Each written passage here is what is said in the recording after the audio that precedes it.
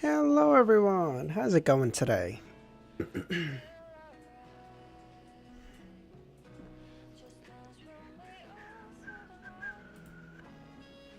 Turn it up, close to you, I feel good.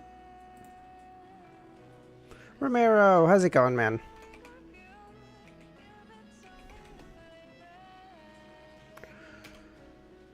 Justin, Thunder, how you guys doing?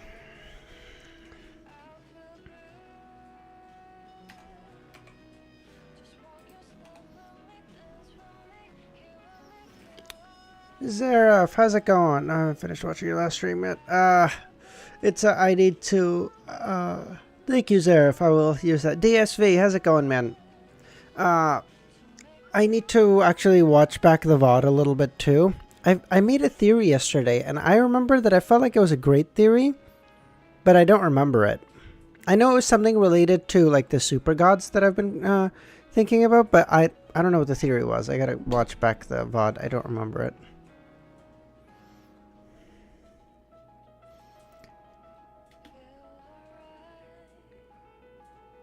Yeah, that one, Nightwalker.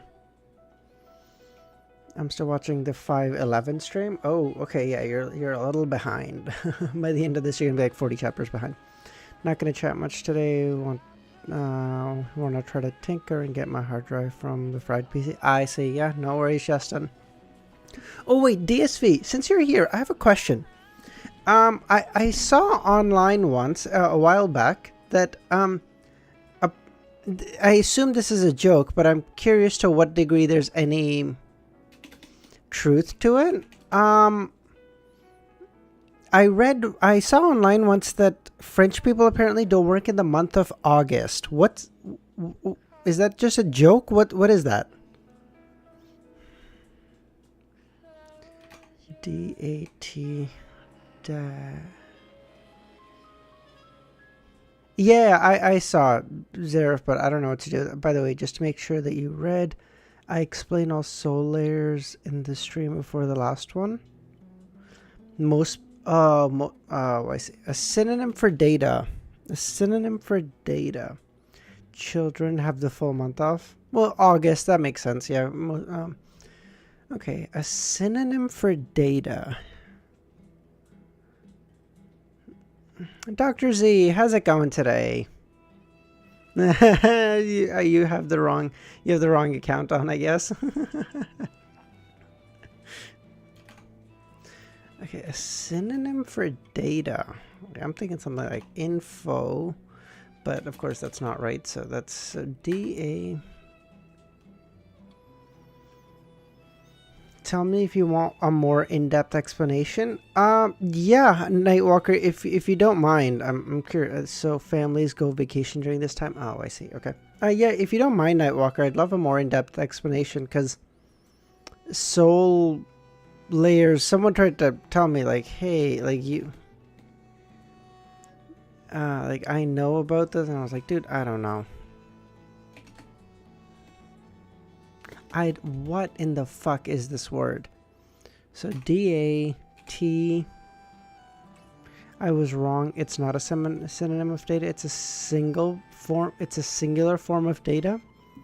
Yahoo! Username. How's it going?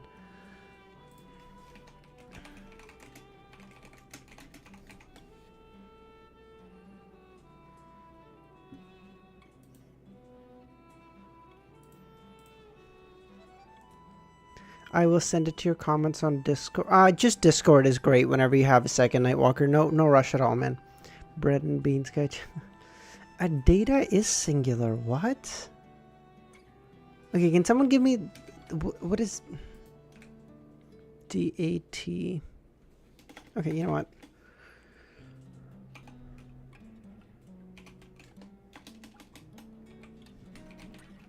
We're just gonna do this. Okay. So DAM.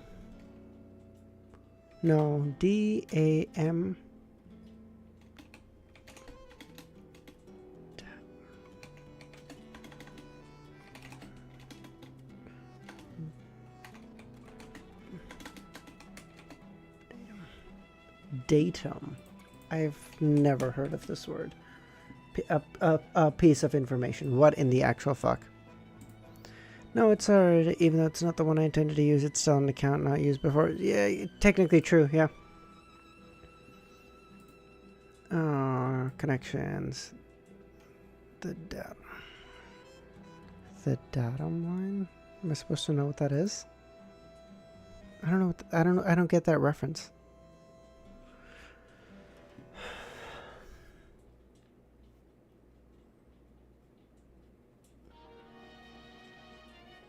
Wrench, plunger,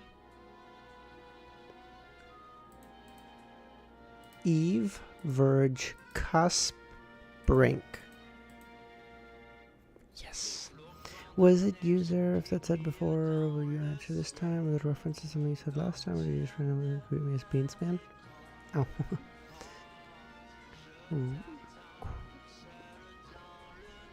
Pipe, plunger, wrench. I'm thinking like commonly used tools in the house, maybe? Bumper?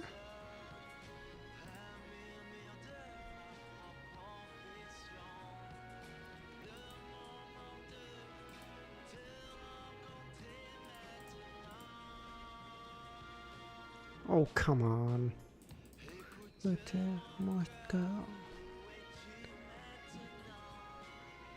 Pipe, plunger, snake, wrench. Yes. Thank you, Romero. That was helpful. That was helpful.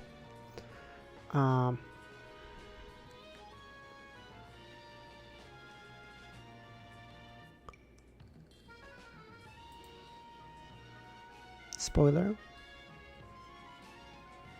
Summer. Bumper. Turner. Something. Fuck, they all ended in I thought I had that. Ways to modify a car. Best female rock perform. Yeah, I wouldn't have gotten that in centuries. Bumper, spoiler, rim, and... Oh, you'd have been close, Seraph. You'd have been close. Not quite, but you would have been at 3 or 4. Alright, I got 3 more minutes. I'm gonna quickly do the first level of pips, and then we'll start.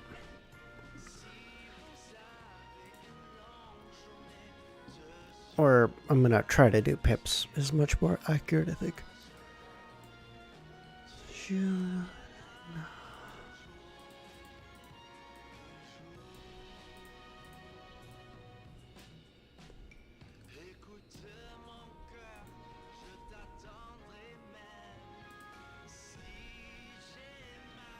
Three one. Is there a 3-1? No. Oh, there is a 3-1. Fuck! But then how do I get 6 here? No.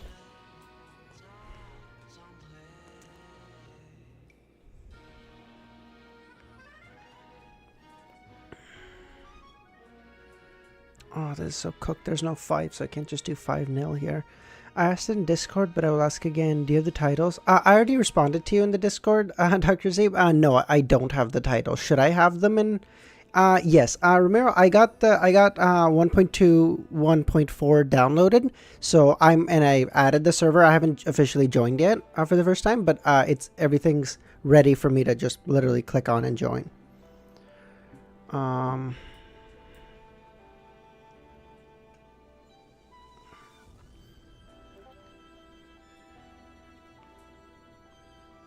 Yes, I need the titles. Oh, okay.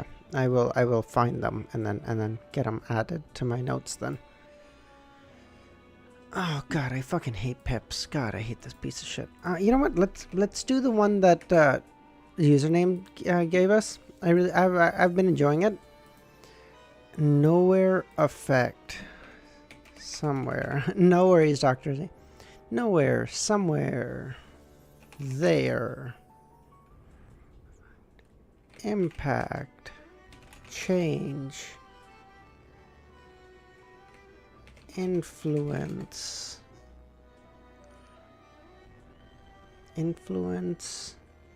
direct, indirect, Oh, this is gonna take so long. Nowhere there, somewhere, somewhere change, somewhere, somewhere, somewhere. Something. Somehow. Thing. I'm just saying words at this point. Impact. Indirect. Fame? What? Oh. Fame. I'm practically in a hybrid place of nowhere and heaven. Affect, influence, fame, mass, important. Oh god, I'm just making a web. Fame. Nowhere, somewhere, there, fame.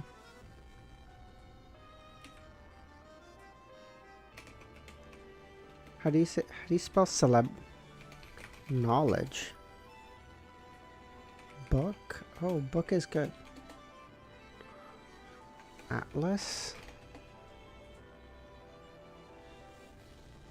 Wait, hold on. Okay, so I'm trying to connect somewhere in knowledge. Somewhere in knowledge. Known.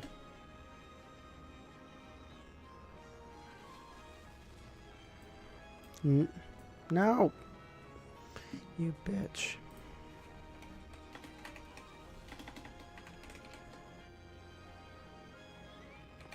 Map. Map might be a good one. Map.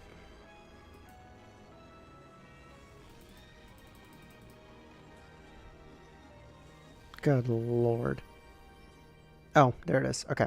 Location, map, map known. Discover. Find.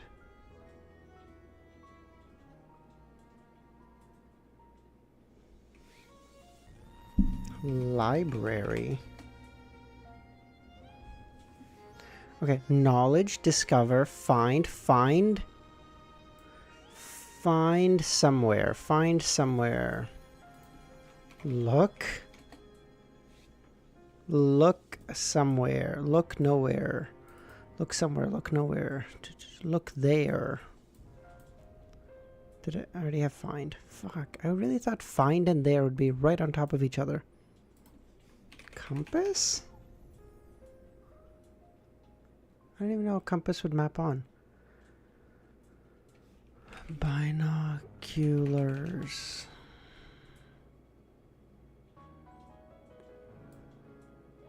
What did it do with compass? Did it add it?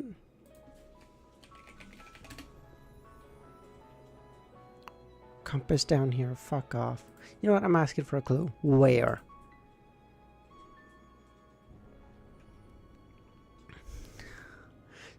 There, nowhere, where? Where find? Where find? How do you connect where and find? I would have thought look would be that connection.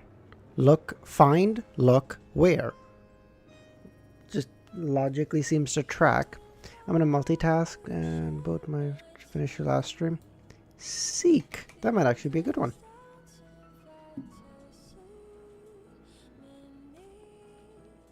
Why? Question, answer.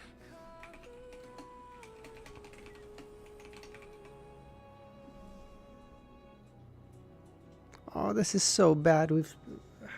How do we have this? How do we have this jumble? Answer.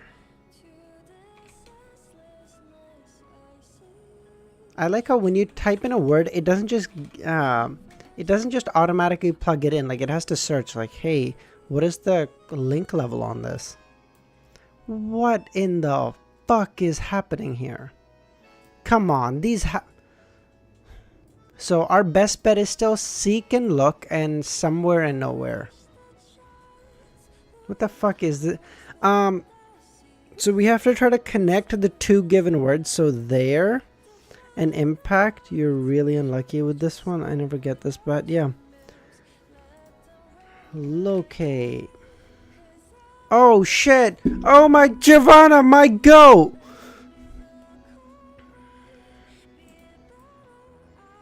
So there, nowhere, locate was what we needed. Discover, knowledge, fame, influence, effect. Locate was the thing we were missing. Locate, influence, fame, username gave me, I think, knowledge, username gave me, I think. Discover was Giovanna, maybe, I think. Maybe that was mine own, I don't know. Locate was one of you two again, I think, yeah. And then, yeah. Okay, that was good. That was good. That was like a... This is great. Okay, let's actually start reading. Fuck.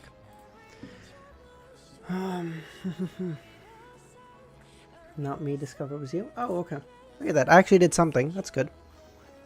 Even when Emlyn left Adora's family's underground region, he still found things surreal. He couldn't believe he had just been awarded £7,000.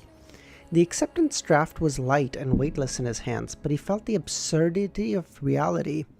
The Hanged Man's method really was effective. Instead of exposing me and punishing me, Lord Nibs gave me a generous reward, and this was done solely to feign ignorance while encouraging me to make attempts so he can observe in secret.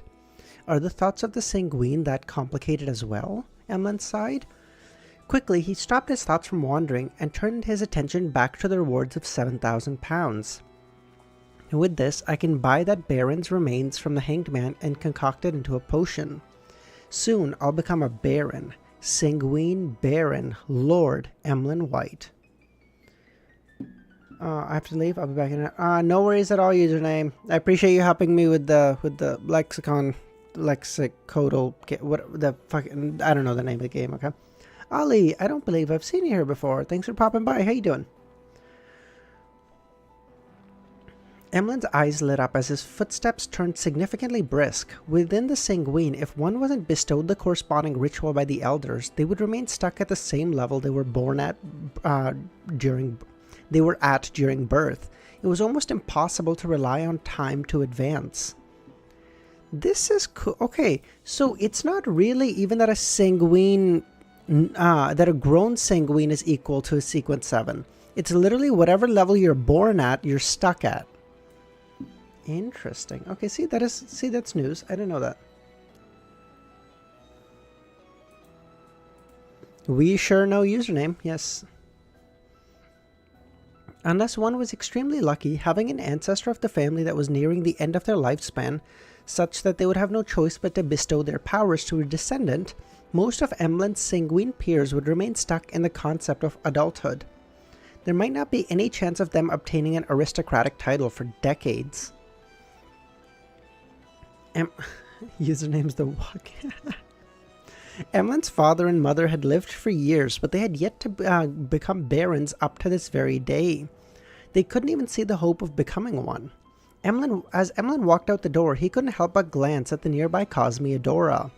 This elderly sanguine, who has been active in the Roselle era, has only been a baron up to this day, and I'm about to reach this rank as well. One day, I'll become a sanguine marquis, like Marquis? Marquis. Like Lord Nibs. No, a duke, or even a prince. Only by doing so will I be able to shoulder the responsibility of being the sanguine's messiah. Yes, the Baron's remains is only about £4,000. I'll have a lot of money left. I can even buy a few dolls and give them some new clothes.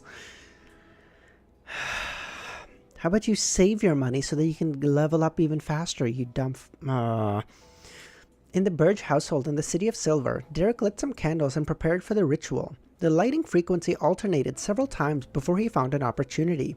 He was very sure that the chief wasn't able to keep an eye on him at this moment, because he had left the City of Silver with a little boy Jack, who had recovered somewhat, and a group of explorers, in search for the so-called route that led them from the coast to the destroyed city.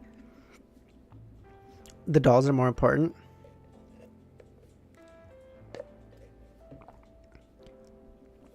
Emlyn wants to be the messiah of his people, but he can't help but spend every fucking penny he has to his name on dolls and doll clothing.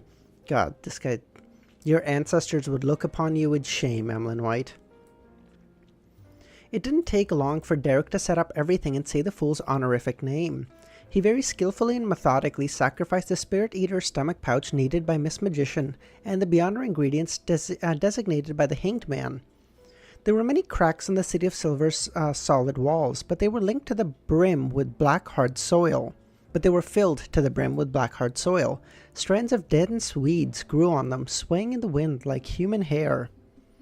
All of a sudden, all of them stood up as if they wanted to capture something, but they turned limp without any strength left in them.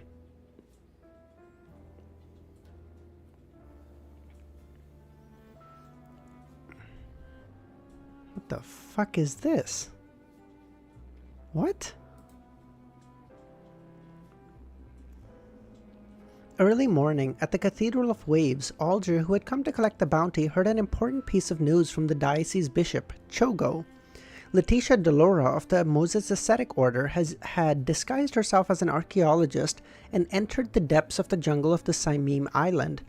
It was unknown what she did that inflicted grievous injuries to sea god Kalvatua, who had been in hiding for years, pushing it to the verge of collapse. As a result, it was frantically searching for an opportunity to survive. Wait, did I even tell you about how people who are born with Beyonder characteristics are slightly lacking compared to normal humans? Like how Gio's a natural arbiter and virtually completely... of not... Sorry, I need to read that again, Dr. Z, hold on. Did I even tell you about how people who are born with Beyonder characteristics are slightly lacking compared to normal humans? Like how Gio is a natural arbiter and is virtually incapable of not acting because the characteristics are part of their soul? So you mean like, as opposed to a human who simply takes a Sequence 9 potion, who has the ability to act as the thing, someone who's born, it's natural for them to sort of instinctively act as the thing because it's part of them, basically? Is that a correct understanding of that?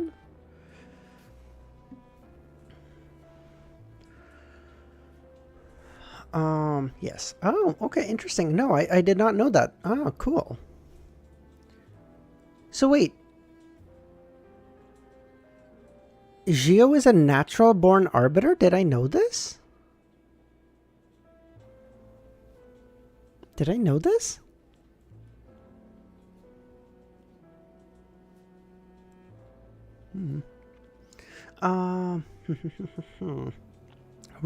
Yes, you knew this? Oh, okay. Rumor has it that this evil spirit, which calls itself Sea God, has been discovered by two powerful cardinals of the military a long time ago. After it was defeated by them through the use of sealed artifacts, it could only barely escape and hide. This situation has persisted for more than 100 years. Without any intrinsic change, why would it suddenly collapse and be unable to maintain its existence? Alger frowned as he thought. A situation deliberately created by the Moses Ascetic Order? But why did they do so in the past 100 years? To complement one of their other plans? Between speculation and doubt, Alger suddenly became aware of an important factor. The biggest and most fundamental difference between the last 100 years and now was the world had come to Beam. Mr. Fool's Blessed has come to the Rorstad Archipelago. Does his appearance anywhere indicate that something big is about to happen or is brewing? Previously, it was the Great Smog of Backland, and there was the abnormality in Bansi Harbor. Now, there's the dying struggle of Sea God Kalvatua and the unknown plot of the Moses Ascetic Order. No, to be precise, whether a major problem is brewing or about to happen, Mr. Fool's Blessed will be there. They accept Mr. Fool's arrangements and pursue the activities of the secret organization, the evil gods, and angels. As soon as his train of thought changed, Alger was suddenly enlightened, feeling as though he had grasped the truth. It's not that things happen wherever the world is, but that the world and the other blessed will appear wherever something is about to happen. What good does this bring to Mr. Fool? Is it a plot solely to destroy his enemy's schemes, or does it help him lift his seals and release more of his power?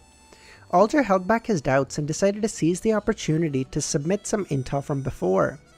Your Excellency, while pursuing the remnant forces of steel, I heard a piece of intel. What is it? Alder recalled and said, someone mentioned Bansi Harbor in a conversation. They mentioned that an abnormality happened there, but the descendants of the Medici family were hidden and didn't end up being discovered. What else did they say? Other than mentioning that there was a fallen bishop of the church, nothing else, Your Excellency. Is the Medici family a dark family of the 4th epoch? That's not something you should know. I'll report it to His Eminence Cotman at once.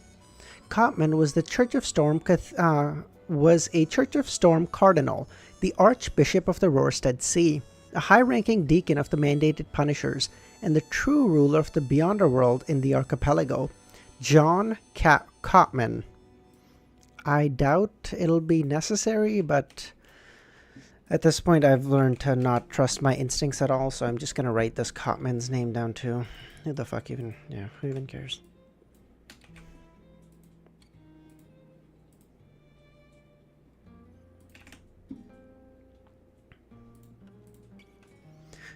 Chogo thought for a moment before asking, who mentioned this? What does he look like?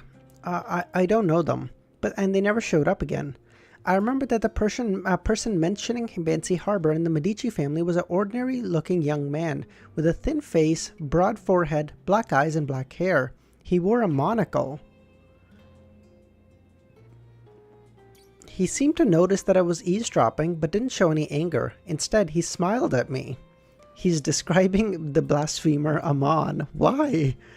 He wanted the cardinals to believe that the exposure of the secret regarding the Medici family in Bansi Harbor was the result of struggles between kings of angels. This really is a suitable person to use as a reason. He wouldn't appear to defend himself, and even if he did, no one would believe it, and clearly any divination regarding him would have no results. If Beyonder means are used to confirm my information, there will be strong signs of interference from Mr. Fool, and they won't get an accurate answer. From the looks of it, this is equivalent to what Amon did. Chogo nodded slightly. Find these people and trace the whereabouts of the resistance. Yes, Your Excellency, Alder answered. As I said, ever in doubt, blame Amon. You don't have a girlfriend, you know who to...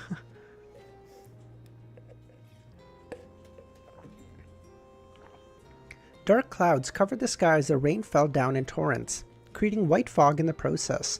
In the port of Bayam, the blue water rose slowly but firmly, and the freighters and liners rocked like leaves fluttering in midair. The rain continued to fall, and the sea level gradually approached the dike. The city was flooded with water in many places, and the environment was greatly suppressed. One by one, the fanatical and numb locals, in their Taraba shirts and tattered jackets, came to the edge of the cliff, or the dike, before jumping into the sea. Their flesh and skin rapidly lost moisture as they fell, and they were already desiccated. Desiccated? Do you mean desecrated? What is desiccated? Wanderer. I don't believe I've seen you here before. Thanks for popping by. How you doing?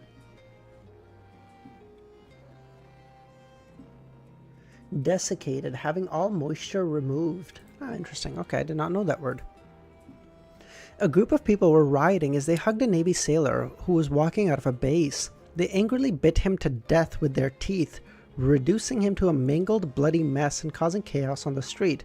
What the fuck is happening here?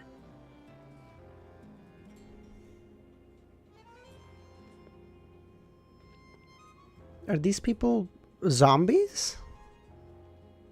The dike collapsed and the rising seawater poured into Bayam City. When Clyde was jolted awake, his mind was filled with the scene from his dream. For a seer, this was a very clear divination.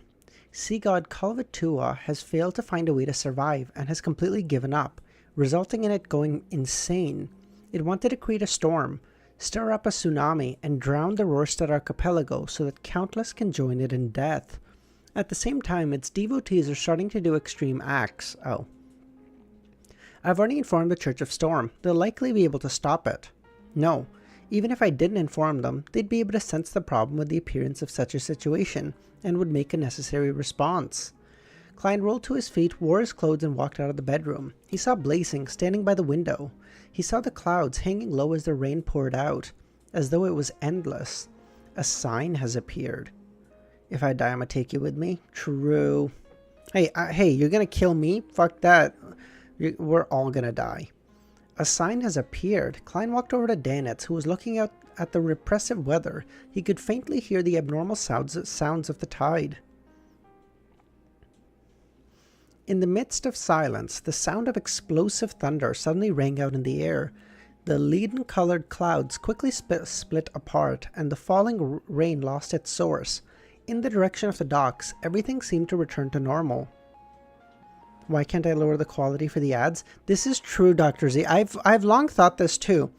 Like I could have the shittiest internet where I'm traveling or whatever, and it's like I can barely load a video in 240p, but my fucking ads will be 1080p, 60 FPS, perfect frame rate every time. I'm like, bro, how do you have the fucking capability to render this but not my fucking video, bro?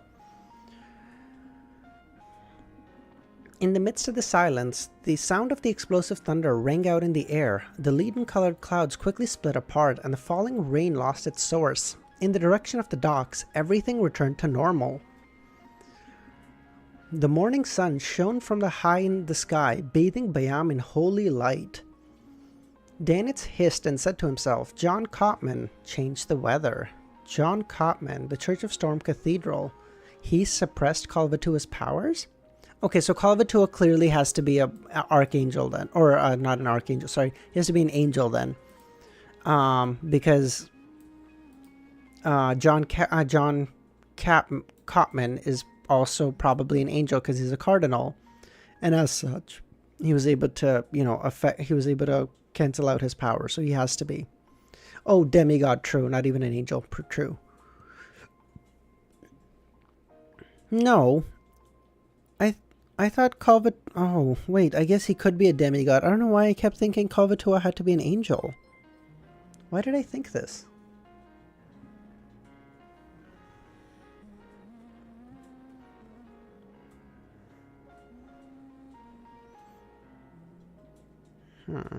I was rather worried just now, Danitz heaved a sigh of relief, afraid that the sea god who's on the brink of a breakdown would create a disaster.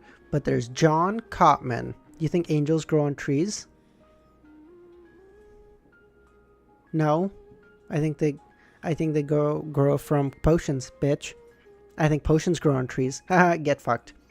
Seeing that Gehrman was silent, he continued adding, at sea, even the King of the Five Seas and Queen Mystic wouldn't be his equal. Whoa. Captain said he's a Sequence 3 demigod. His potion's name is Sea King. Let's go. We got a new high sequence potion name. Let's go.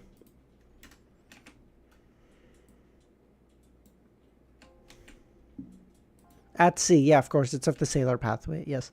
No problem. I think you were entirely aware of how desperate near dying. Oh, yeah, I guess. Kalvatua is dying, so he could be a lot weaker. Or no, he is a lot weaker, rather. Sorry. Where is it? Okay. Whoa! So I have all the way from 9 to 3 of the sailor pathway now? Whoa.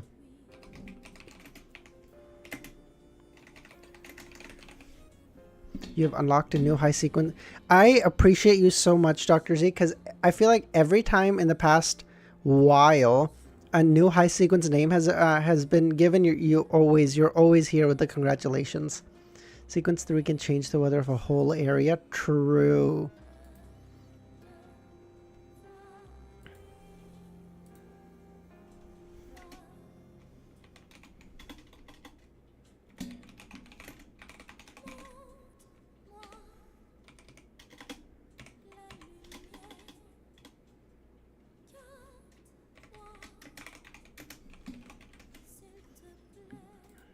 Okay. 541 visitor. Oh wow, I never changed it to 540. Haha, I'm sorry.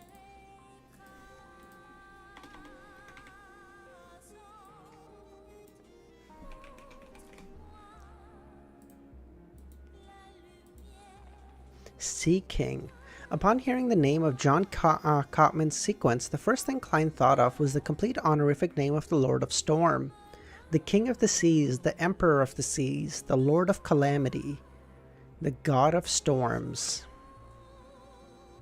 Sequence 3 is Sea King, and Sequence 0 contains the element of Sea Emperor, so it does match well.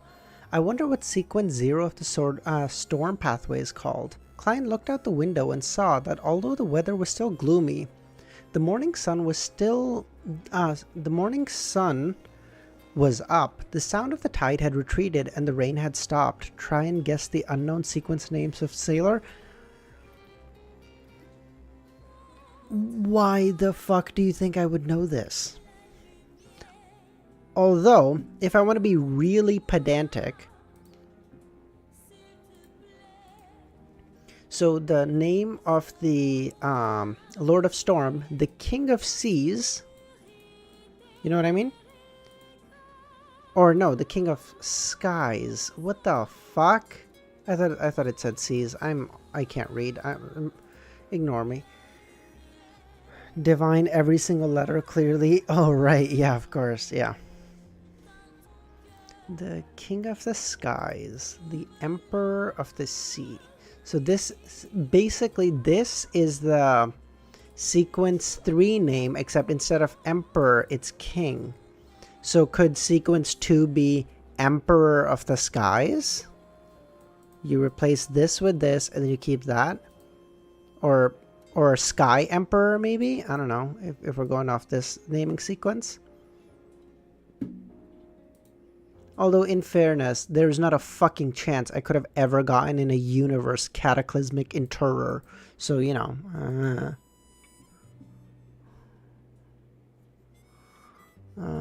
Okay, yeah, I don't know. I'm not even gonna try.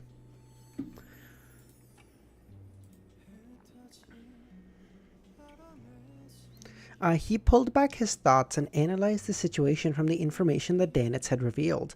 The potion name is Sea King, which corresponds to Sequence 3 Demigod. Saints have to act as a Sea King, and all acting has one premise, which is that one possesses all the powers needed. As a Sea King, he would definitely be a powerful ruler of the seas that can even control if there's a distance limitation.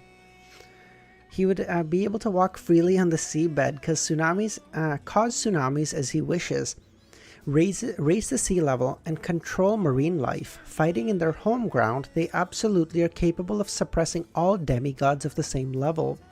The King of the Five Seas and Queen Mystic are roughly at this level as well. It's just that they're different in strength because of the different degrees of digestion and their grasp of their powers. Perhaps, partially, but I would also assume sealed artifacts are a big part of it. And another is home ground advantages and stuff. So Visionary Guess was dumb luck, not divining skill. Visionary Guess was my bleach knowledge coming in handy, Romero, okay? Don't sass me. I love the side note for a Sea King. Thank you. Why is there a weak bitch? Okay, bro, Sequence 3, you guys keep assuring me that a demigod is like stronger than I can imagine. And so far, this motherfucker's powers are limited to change of weather. Get the fuck out of here. I understand I know nothing about him at all. All that being said, still, bitch. Lord of Storm should have the highest authority. So, Lord of Storm have King of Sky, while a random sequence 2 of his pathway would have Emperor of the Sky. Doesn't make any sense. Ugh.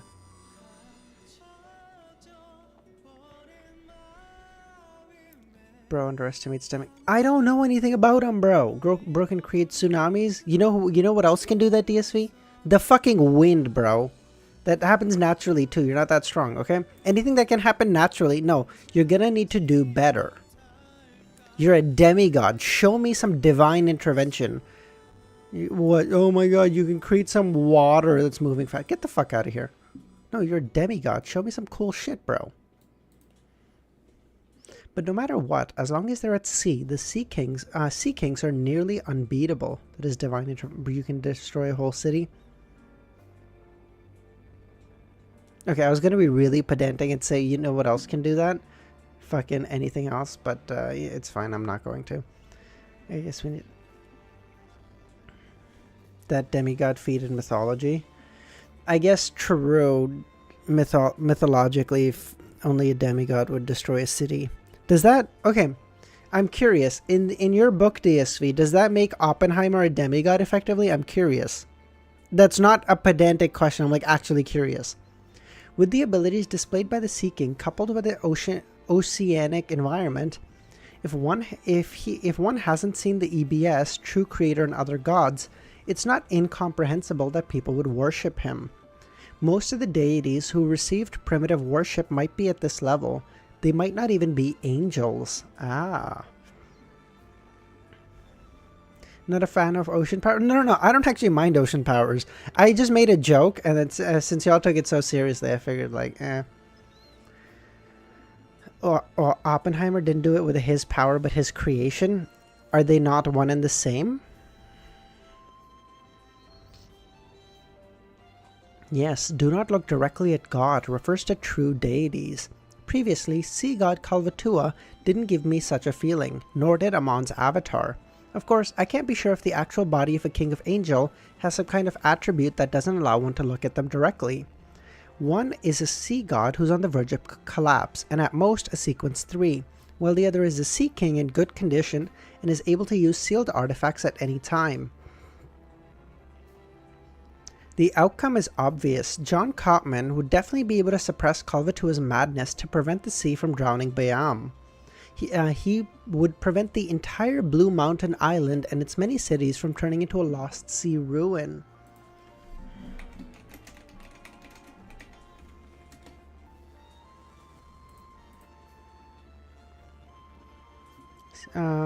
Secondly, a sequence 5 can never look like forces of nature. I never said that they could.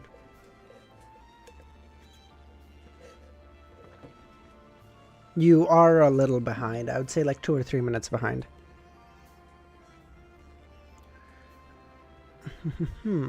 Just wait a few more days. Kalvatua's madness will completely dissipate, which will end up resolving the matter. This is the simplest and most effective way to deal with this situation, and it wouldn't bring about any panic at all. Most people here wouldn't detect anything amiss. Oh, by the way, Romero, did you get some sleep? However, there are also some problems. Firstly, there shouldn't be any accidents. It's a mystery what that archaeologist Letitia did in Saimim Island. She had single-handedly orchestrated the death of his sea god. Perhaps the forces backing her, either the Moses Ascetic Order or the Element Dawn, you did? Okay, good man, might take the opportunity to seek something. This is the greatest dormant danger. Yes, there should also be a high sequence beyond in the Governor General's office and the military. This is a colony base that the kingdom has in the central Sonia Sea. Things shouldn't turn out too bad. Then, there's the fanatical believers who will most likely become sacrifices of as Kalvatua becomes madder and closer to death. They are like stalks during the harvest, falling down in bunches. However, the Church of Storm isn't too bad of a development. The most pious of the heretics would die with their deity, which would save them the trouble of screaming and handling them. Even if they aren't too pious, they shouldn't be affected too much, and it's possible to reform them. The only drawback is the Rorstad Archipelago would be lacking in manpower for a long period of time. Although such a problem is troublesome, as long as they grit their teeth, things can be resolved. The Church of Storm, Sea King Cotman, is more likely to sit back and do nothing. I wonder how many people would die in the native enclaves in the slums because of this. Instinctively, Klein looked up and saw airships painted in dark blue with several cannon muzzles and machine guns sticking out flying in different directions. On the main street, soldiers in the red coat, white pants, and black leather boots were lined up in neat rows. They were carrying rifles and dragging cannons as contingents of them moved past.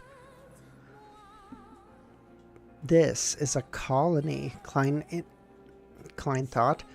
I wonder how long it will take for the church to get rid of that sea serpent and find the place where it's hidden. That place is definitely a treasure trove filled with countless precious items, Danetz thought. His attitude had changed extremely quickly. He had already reduced the sea god to a sea serpent, using it as a pronoun.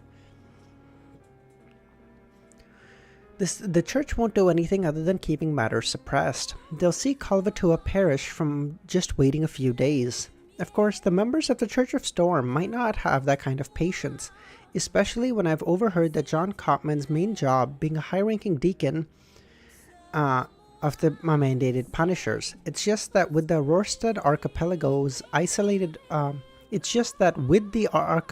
isolated overseas, he also works part-time as a cardinal to unify his authority. Perhaps his style of doing things is more like that of a mandated Punisher. The place where Kalvatua is hiding? That ruin is almost integrated into the spirit world. Finding it won't be easy.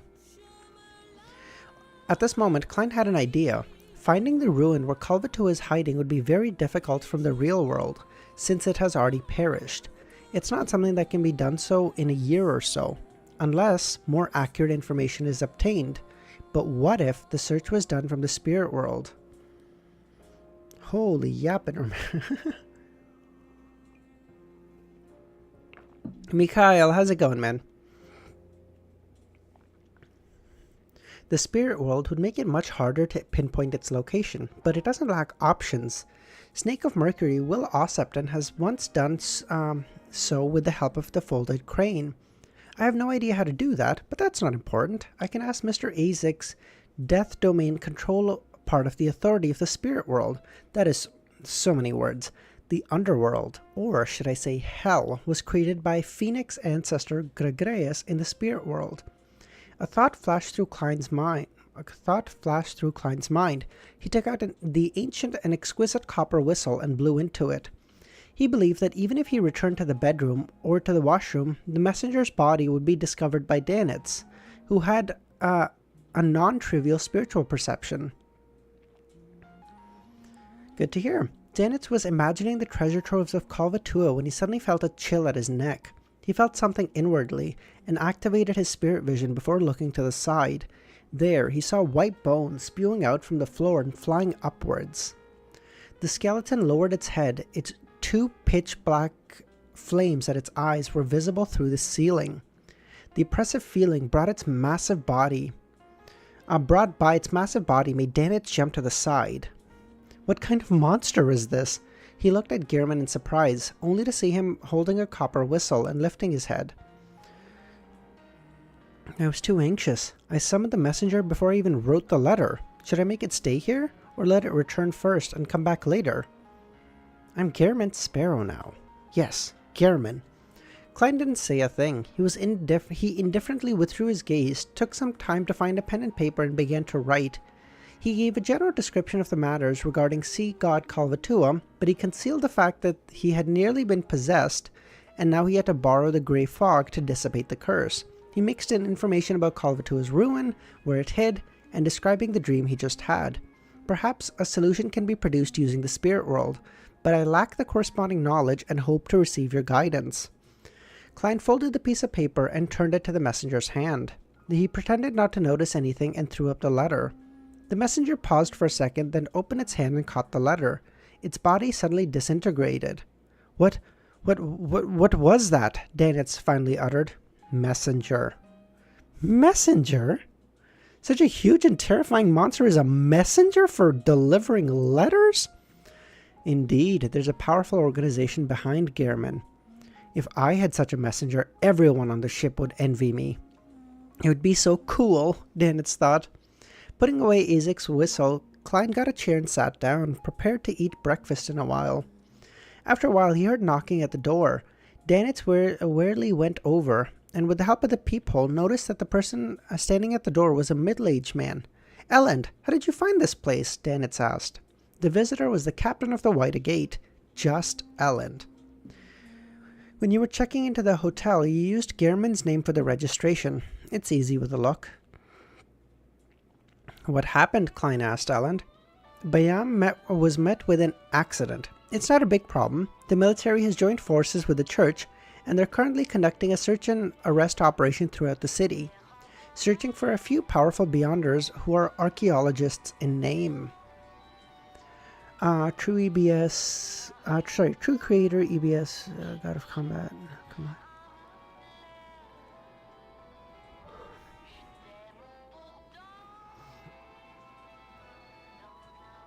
on. Jehovah's Witness at my doorstep again? Ugh.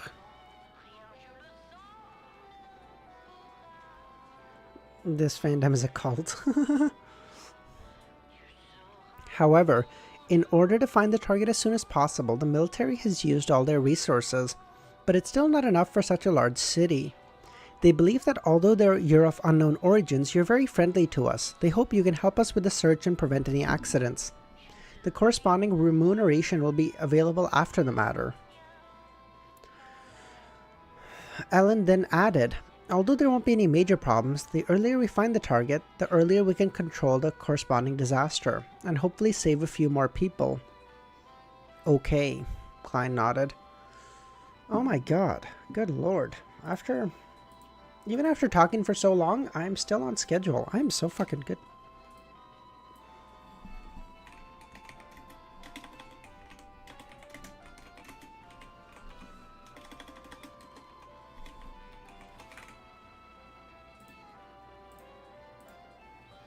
Seeing Gehrman put on his coat and hat and pick up his cane, Danitz recalled that he had forgotten. Do I need to follow? It's best not to. Who knows what the hell will happen.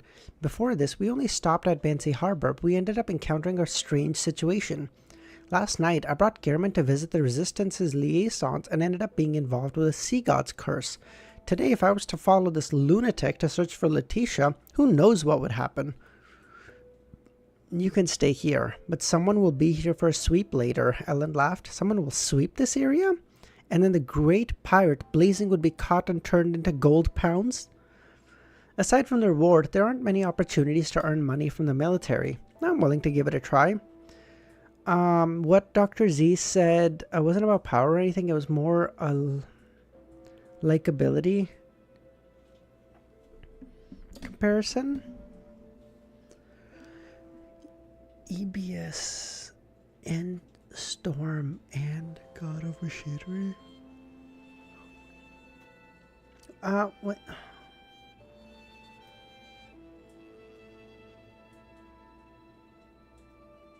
I still don't completely get it, Ramiro. What do you... More like a likability comparison.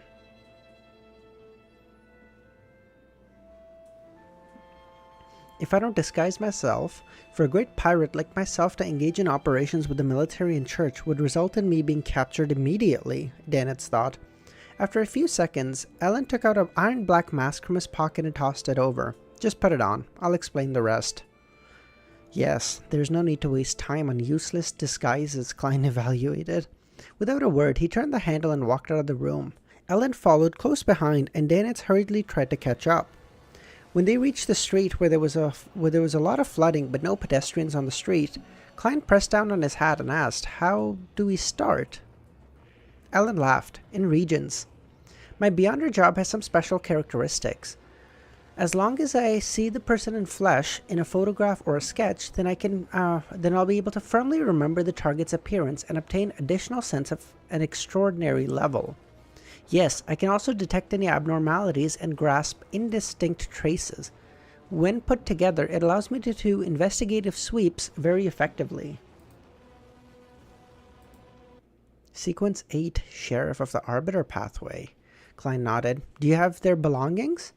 The poster Danitz had posted last night had a portrait of Letitia attached to it.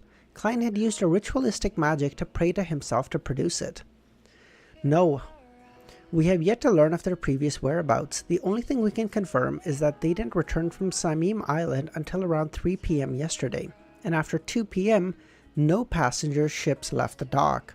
Due to that, and due to the weather this morning, only entry is permitted.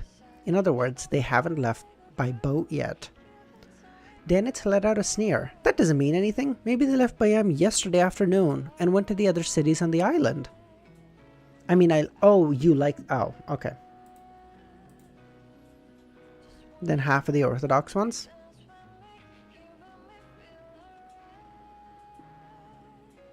He killed a lot of people, Dr. Z. He killed a lot of people. The Blue Mountain Island was the largest island in the Rorstad archipelago, and was very large in size and had dense forests and rich mineral resources. Therefore, there were many cities on the island, all built around fertile land and astonishing material reserves. For this wealth, the Lone Kingdom first bribed the indigenous prince, and then forced them to use force, and finally set up the Governor General's office.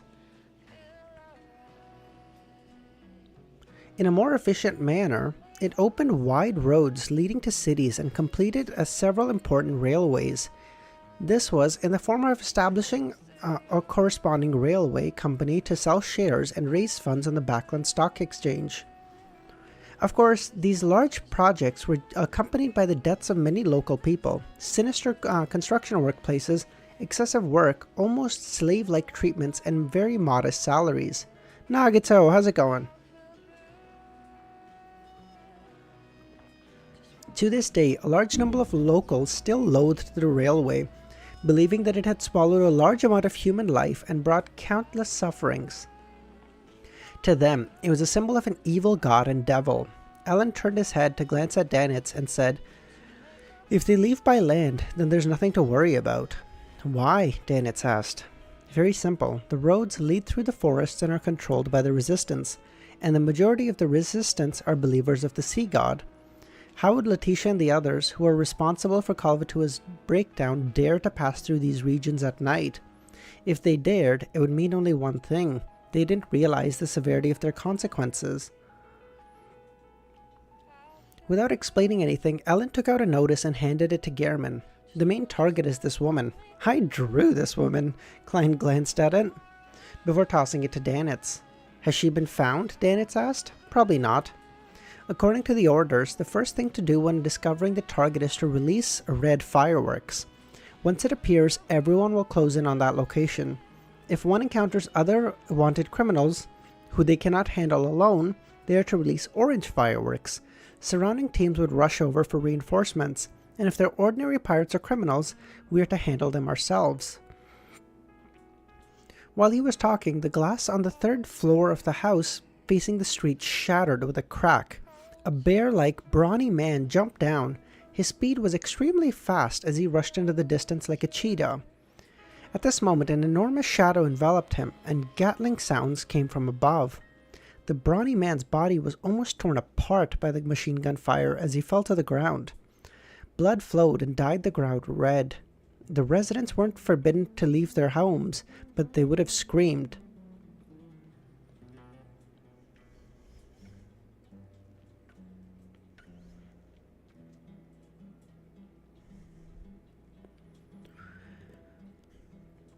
At some point, the airship had floated over, but it didn't stop and had turned towards another direction. "Goltad," Danitz recognized the victim. Seeing Gehrman Sparrow turn his head over, he forced a smile and said, "This is the leader of a pirate crew. He's from Fasak. He has a bounty of 950 pounds. Fasak, so they really are savages. He actually ran out on a curfewed street, completely unaware to be on guard of attacks from above. That's right. Some pirates spend the entire night in a drunken stupor. They have no idea that even airships have been dispatched. Even if he planned his escape route, he might have been able to dodge the machine gun fire." When Danitz saw the pirates' outcome, he was grateful that he followed Gehrman out. Seeing that the alert over had been lifted, Ellen didn't linger any longer and led Klein and Danitz to the area he was in charge of. Lord of Storm is not only sexist but also racist. Wait, are they racist too? And we know they're sexist, but they're racist too? Oh, I guess if you're referring to the indigenous population from here, I guess in that sense. But in that sense, I would assume every one of these churches is. On the other side of the barricade, 20 or 30 corpses lay scattered on the ground, forming a vanguard formation. They're ists.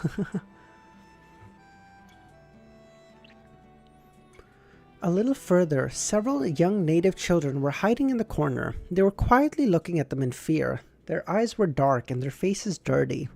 Klein and company fell silent for a few seconds before circling around them. Backland, Sherwoodboro. Forrest lifted the ceramic cup from the table and felt the heat. She roused herself and quickly waited for any changes. The temperature of the hot water started dropping rapidly, and the layer of ice appeared on the surface of the liquid. White frost appeared on the rim of the cup.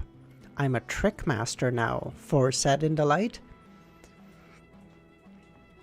She didn't waste any time after receiving the Spirit Eater's stomach pouch, immediately concocting the potion and completing her advancement. She had obtained quite a number of spells with lower potency.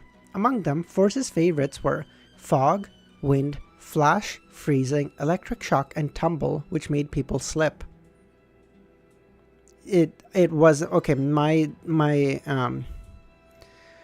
notes on Trickmaster were perfect. My notes on Trickmaster, which come directly from the book, obviously, were impotent spells. Yeah, these are definitely impotent. Fog, Wind, Tumble. Are you fucking kidding me? Electric Shock, depending on how much shock it is, might be something. But my god.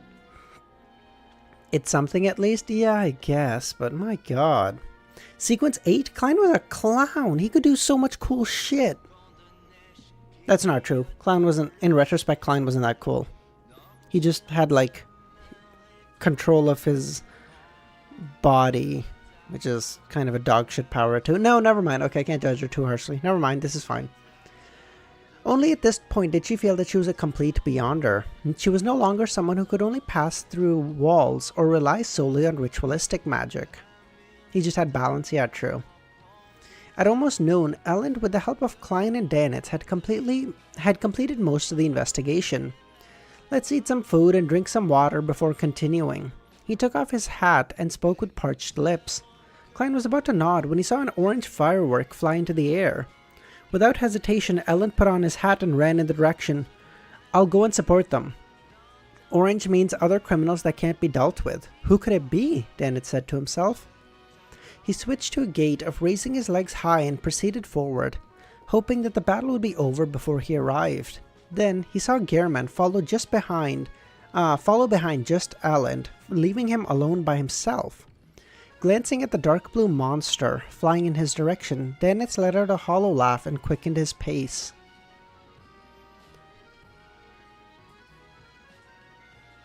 Seer pathway centers more on perception and manipulation. So yeah, like once he got to sequence 7, Klein was actually like decently strong. Like Magician was like the first time I was like, oh shit, this is cool. Like Seer, I was like, Clown, I was like, better than nothing, but Magician, I was like, okay, this is cool. Hopefully it's the same for Fours as well. Like her sequence 7 is pretty cool, hopefully. Although eventually it's 6 or 5, she's gonna get Traveler, which is gonna be dope as fuck. 2 minutes later, they arrived at their destination and saw a house with a lawn facing the street. 3 or 4 military personnel were lying on the ground. Their faces were pale and their bodies trembling. The more Klein walked in that direction, the colder it got. It was as if he had arrived in the polar regions. Soon, he discovered that ditches outside the house were filled with thick snow. Just then, a burst of female laughter came from inside at varying pitches, alternating between craziness and strangeness. Ha ha ha ha ha. Danitz couldn't help but stop and touch his neck, which was covered in goosebumps. With a clanging sound, the window opened and a charred body flew out. It landed on the ground, as if caught in an inferno. With just a glance, Klein was able to recognize that it was one of the adventurers who was following Letitia. 543. Slightly not outright downgraded.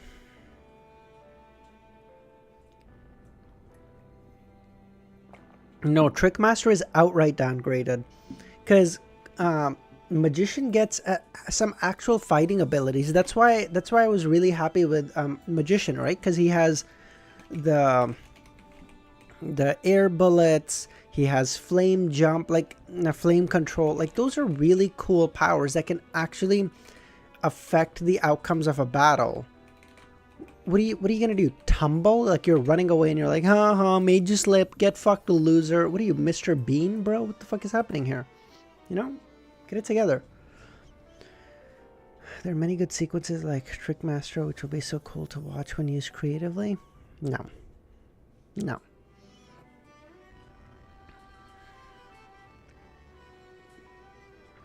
Remember when Klein was running away in the underground area? At the end of Volume 2? Was it not easier by the fact that he had Faceless and could just transform into Ince? But even if I say, let's say he wasn't Faceless, let's say he was just a magician, it would still be faster to try to escape with a magician than with a Trickmaster. He could just get a whole bunch of matches, throw them out, and just flame jump his way out of there. And again, it's true what Romero said. Try to tumble a clown, see what happens. He's going to be like, oh, I adjusted my center of gravity and prevented myself from falling. 9 and 8s are mostly the foundation, I think. Yeah, no, again, I get that, and that's fine. That's why I said it was hard. I judged it harshly, and then I remembered the clan's power, and I was like, nah, it's actually fine.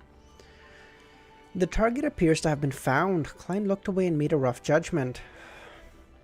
There were no portraits, the dead adventurer's face was burned black, which meant that Elend clearly didn't recognize this as one of their targets. Drag them back first, or wait for the other teams to arrive before launching an attack. Or... He hesitated, then raised his head to look at the approaching dark blue airship.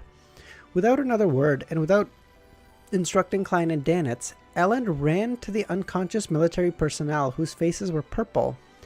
The closer he got, the weaker his steps became. In the end, his body became stiff, and every step he took became very difficult. Elend, who had been the boatswain of the Imperial Navy, was experienced. He decisively stopped moving and turned around, slowly, walking back one step at a time. Clown and Trickmaster, too much tomfoolery for sure, dude. The more he walked, the smoother it became. However, he was still shaking uncontrollably. His eyebrows and temples were covered in a thick layer of frost. A quick freezing effect that defies common sense, and extremely cold, reminiscent of a disaster. With Elend's attempt, Klein was able to grasp the level of danger of this area, and he could only sigh inwardly. Unfortunately, the Sunbroach doesn't produce actual heat, only a stimulation of one's mind.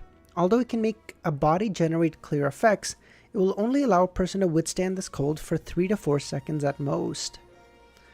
Looking at Elend's chattering teeth, he was unable to open his mouth, despite wanting to say something. Klein's gaze swept over Danitz. He threw his cane and said in a low voice, "Fire."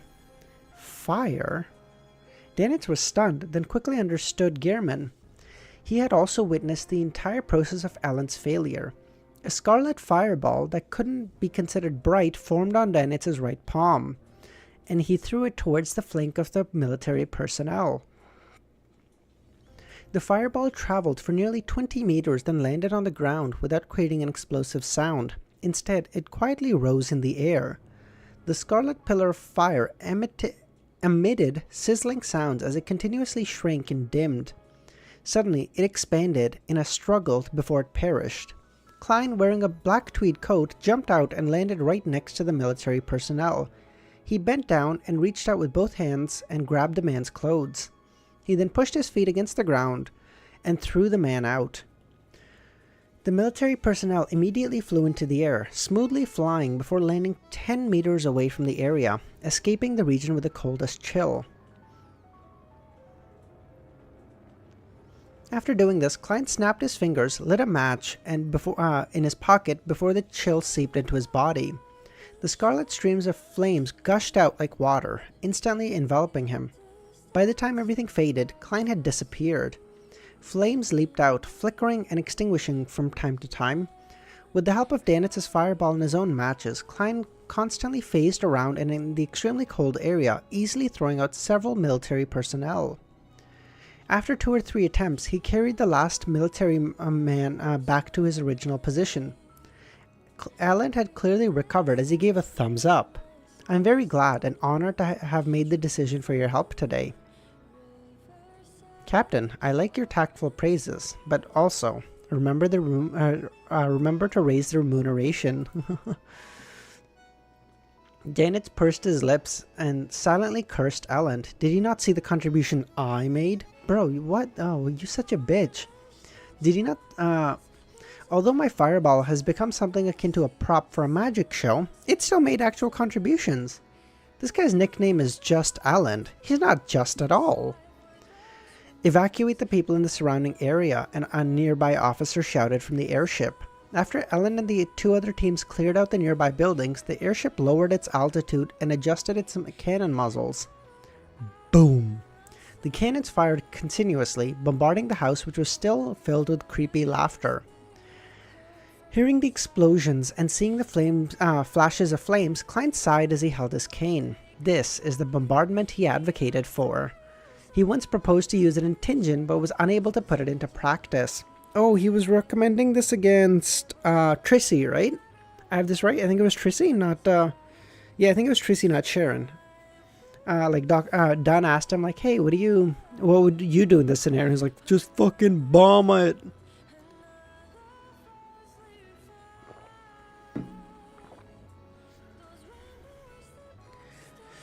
Elend and the others stood guard in different positions under the deafening sound of the cannon, so as to prevent the people or perhaps the monster inside from breaking out. Soon, the house collapsed and the smoke rose from the piles of masonry. All the snow and ice was gone. Suddenly, a thick bolt of lightning flashed, openly striking the airship. Klein frowned. He saw that the airship was completely still and heard a steam boiler produce a jarring sound. The dark blue monster in the sky lost some control. Significant amounts of smoke began to billow as it began to descend. Seems like they're being shielded by ammunition and being protected by an outer layer of air. I thought it would cause an explosion, blasting the airship to pieces. When he initially felt the extreme coldness and saw the male adventurer's charred body, he thought he had met another demoness who had grasped the witch potion. However, he knew that Beyonders of this pathway, having dealt with demonesses several times before, he knew Beyonders of this pathway could control ice and black flames. But the flash of lightning had made him reject his judgment. He believed that Letitia was indeed a member of the Moses Ascetic Order, or Element Dawn, a real woman. Wow. Klein is not an ally, bro. A real woman? Wow.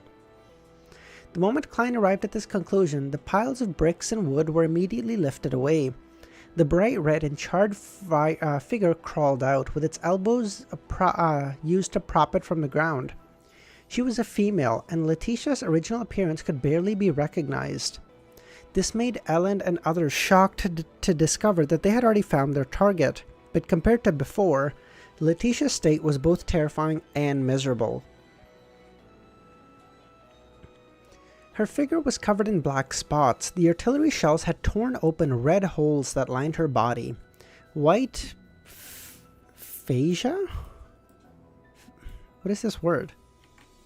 Who will win, Pyromancer versus... It obviously depends on the Pyromancer and the Witch. The powers, I would probably give to Witch, though. I feel like a Witch would win.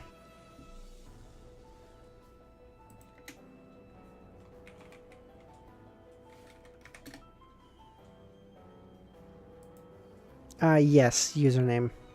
That word. Except it's spelled like this. Phasia? Her eyes were out of focus, one of them blazing with fire and the other flashing with lightning.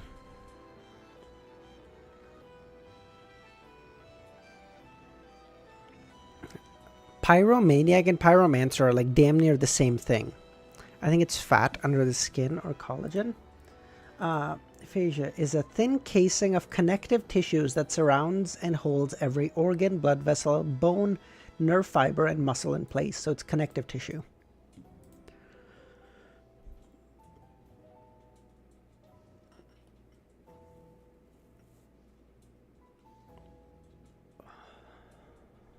Not only has she lost control, but she also appears to be corrupted.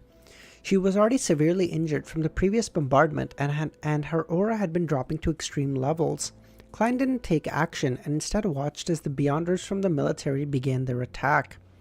Psychic piercing, whip of pain, purifying bullets, small caliber gunfires were launched.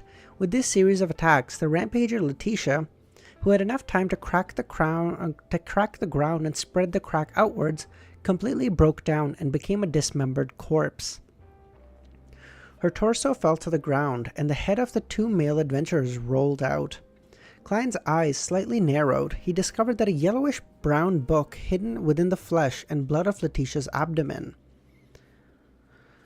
On the surface of the book, there was a line of words in Elven. Book of Calamity. We're starting to get some lore on the elves, too. Why did these books and notebooks always find themselves in the stomachs of people? It's the same as the indigenous family notebook last time, Klein lampooned. Then he suspected that the Book of Calamity was the item that the fake archaeologist Letitia had taken from the ruins of the sea god. Romero commits arson in the name of the true creator. Confirmed. True.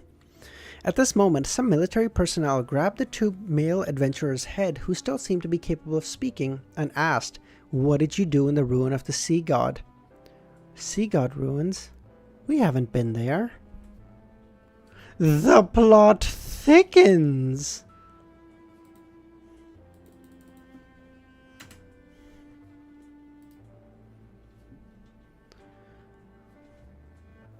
What's your plan to digest the Paramaniac potion? Let me finish this chapter and then ask me again. Okay, I will answer then. He tried to move his head to check the situation below his neck. The sea god ruin in Samim Island, the military personnel said.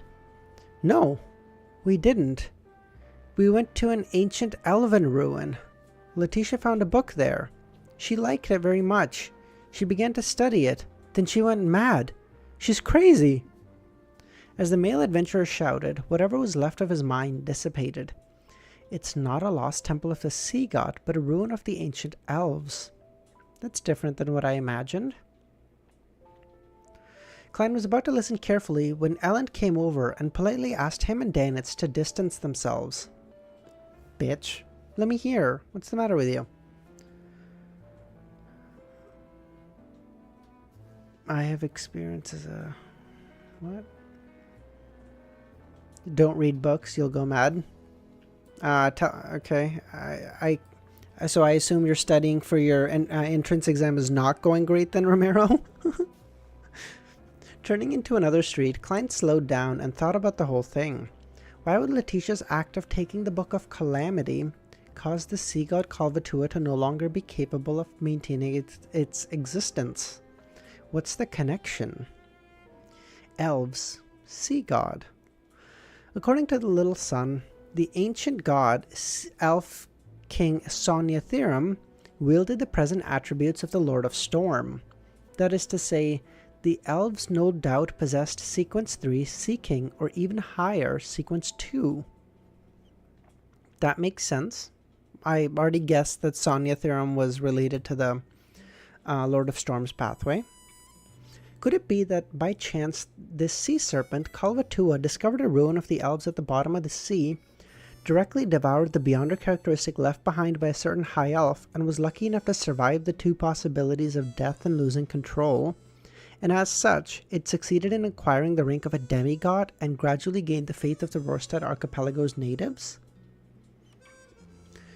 Klein slowly came to a realization, and he had to thank the Hanged Man for this. Initially, Little Sun didn't reveal the corresponding authorities of the 8 gods, but later, under the guidance of the Hanged Man, he explained some things, including Elf King Soniatherum's general situation.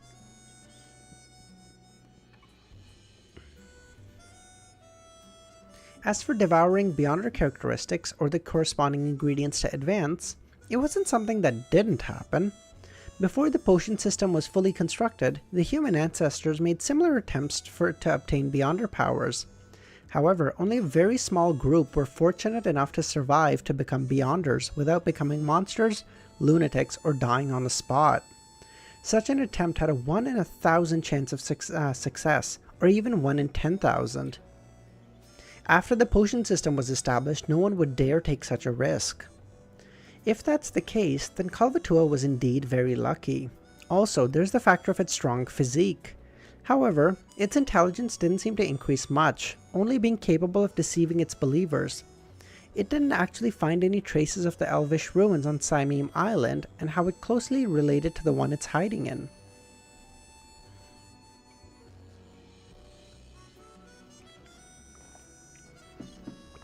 Just imagine a fucking snake is lucky enough to not only survive eating a characteristic, but survive a direct jump to sequence 3. Yeah, that's what I would do if I went to Lord of the Mysteries.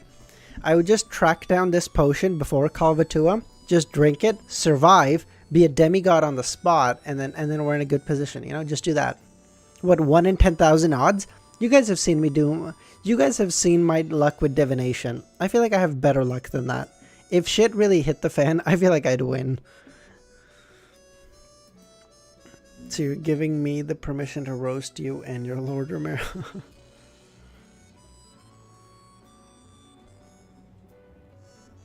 Like, I don't actually know, but,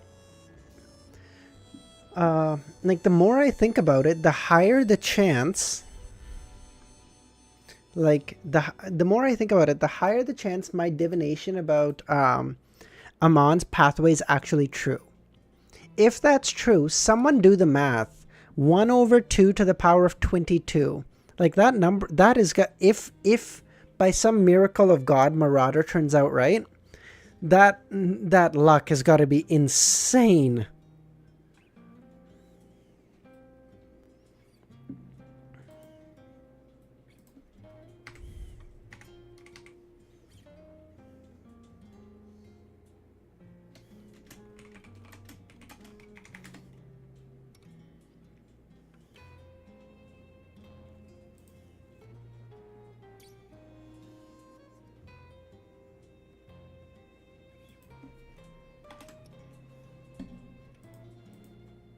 If by some miracle of God that turns out true. Oh my god, that'd be crazy. Don't forget you also have the chance of landing on its side. True! And that is also like a 20% chance. So it's really like a 1 in 2.4-ish chance to the power of 22.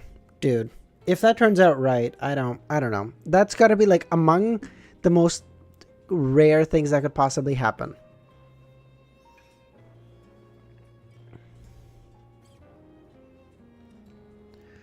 After Letitia and company, wait, what?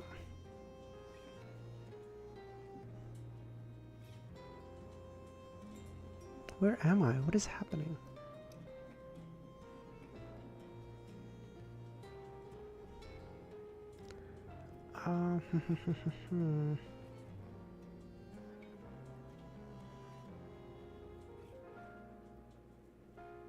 After Letitia and the company took the Book of Calamity, that the ruin collapsed, causing Kalvatua's hiding spot to experience abnormalities, resulting in barely surviving Kalvatua to be unable to hold on any longer. This can explain how Letitia and company managed to easily succeed. There aren't any problems of the Resistance or the Sea God's followers defending the ruins.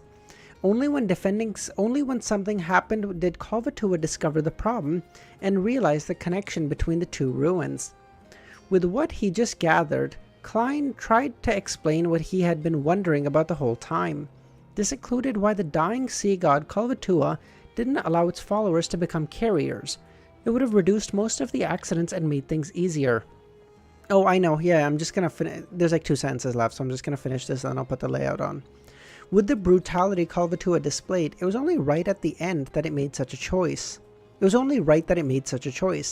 The answer Klein arrived at was that the body of Kalvatua wanted to corrupt and possess, to have a certain amount of elven blood, and that the only way to survive the transfer of Beyonder characteristic up to a certain level. However, when Klein touched it, due to the grey fog and his uniqueness, it allowed Kalvatua to instantly find a better target. I'm gonna need someone to explain what the fuck I just read.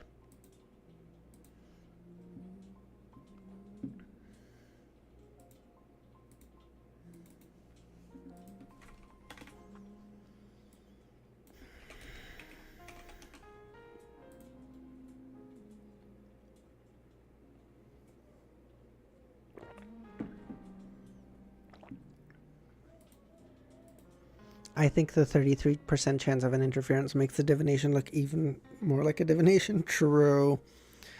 Okay. Oh, by the way, I don't know who asked, but how would I act as a pyromaniac? I would walk into a town that I've never been in before, set the entire town on fire in the middle of the night at like 2 a.m. and then run away. and that potion would be digested by like 9 a.m.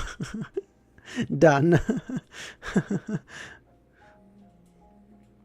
What do you think the pyromaniac acting method, internal and external? External, people have to think you're obsessed with fire and that you worship it to a degree or another. Internally, you probably have to believe that fire is cleansing, but also have to understand that the manner in your acting is not very coherent, probably, or something. I don't know, something to that effect. Not very morally upstanding, I see. Bro, bro's evil by core. Dude, yeah, you couldn't trust me with supernatural powers, okay? Let me be clear. I like to think I'm a good person, but if I get supernatural powers, I wouldn't like who I would become, okay?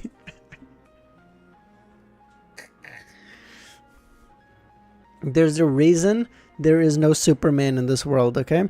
It's because if there was someone with that power, he wouldn't be Superman. He would be fucking Homelander from The Boys, okay?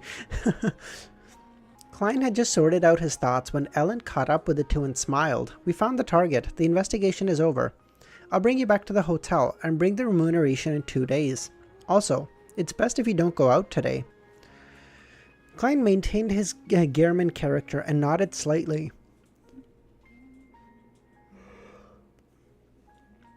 On the way back to the Wind of Azure Inn, Danitz clearly had some doubts or wistful thoughts on his mind. But due to the presence of Ellen, who was caught in the who was part of the military, he could only change the subject and discuss with great interest about which pirates would end up being caught in the city's thorough sweeps today. To him, they weren't friends as long as those guys didn't belong to the Golden Dream. They weren't worth sympathizing for. After entering the hotel room, watching Ellen leave, he closed the door and clicked his tongue. The Book of Calamity. Ancient elven ruin. This really is an interesting matter. But how did the elves end up like devils?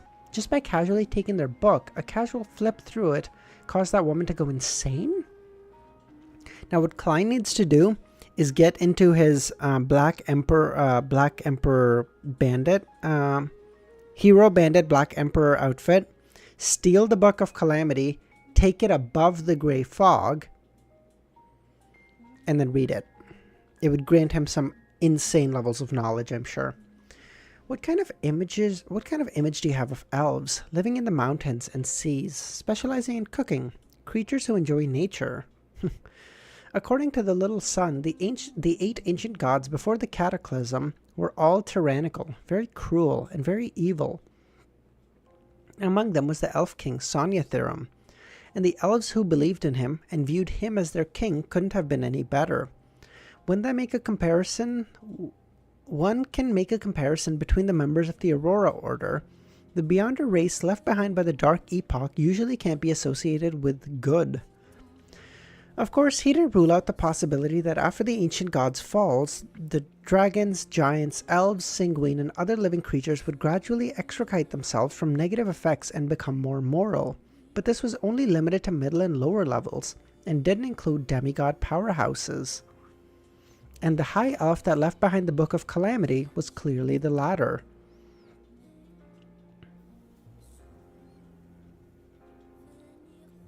Didn't you say if he gets the card out near the sea, Nast will appear and make him regret it?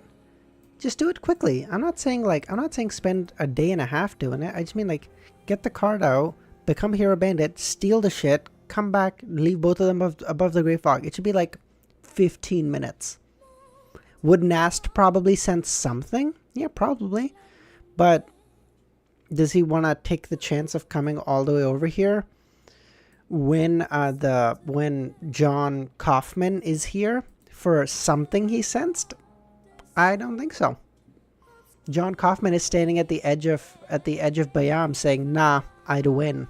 Probably works out. I wouldn't be too worried, Dr. Z. Forget.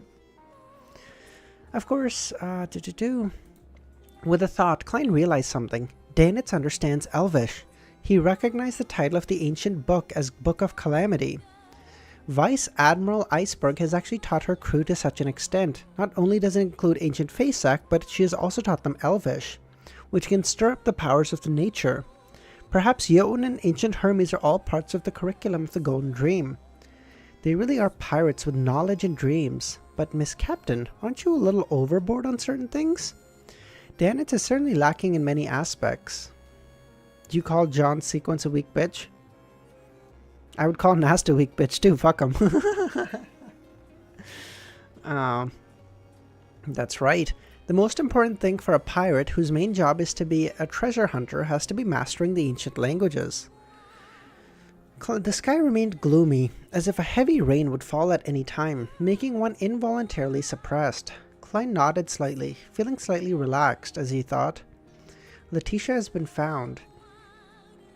Being aware for ancient elven ruin in Saimim Island, the Church of Storm and the kingdom's military will likely use its connection to the place where Kalvatu is hiding to find the sea god that is becoming progressively crazier. Or they might use the ruin to speed up its collapse. We know everyone is weak except monsters. Yeah, kind of. And Klein. And any member of the Tarot Club. Except Emlyn. Fuck him.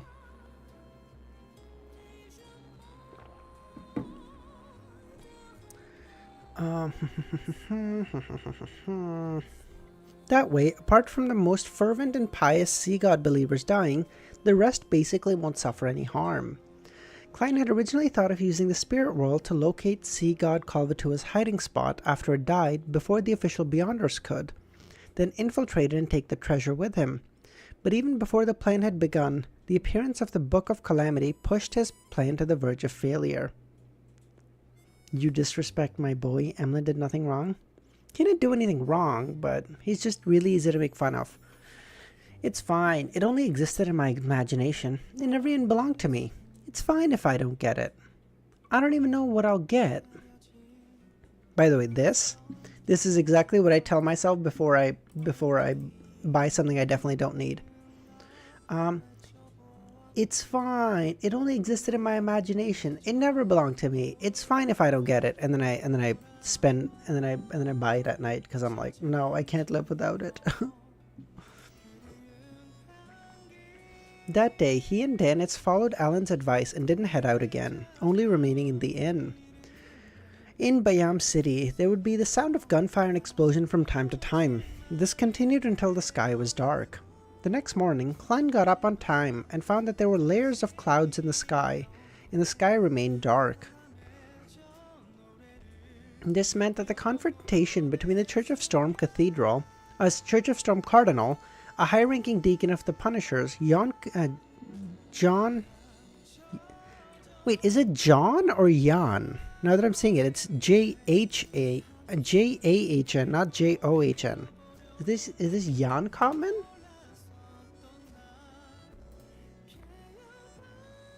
I think this is Jan Kaufman. Never mind, I'm stupid. And Sea God Kalvatua was still ongoing. Klein felt the pain in his stomach and prepared to head to the washroom with the newspaper. You say John? John? Jan? I'm thinking, I don't know, I'm J-A-J-N. I'm thinking Jan. I say his name like John? But it's J-A-H-N. I'm thinking it's Jan Kaufman. However, he gave up on that idea when he saw Danitz leisurely reading a newspaper. Reading the newspaper while on the toilet doesn't match Gehrman's persona. I also say John? Well, then you guys are wrong. It's Jan Kaufman. Although it would be boring, I mustn't slack off on acting. I've once again found a difference in my behavior and my disguised identity. Klein summed up in silence and went to the bathroom. He took off his pants and sat down on the toilet. At this moment, his spiritual perception was triggered. He hurriedly tapped his molars and activated his spirit vision. Two thick, long, white bones appeared in front of him. They were the messenger's legs. Yeah, it's supposed to be Jan. Oh, get fucked.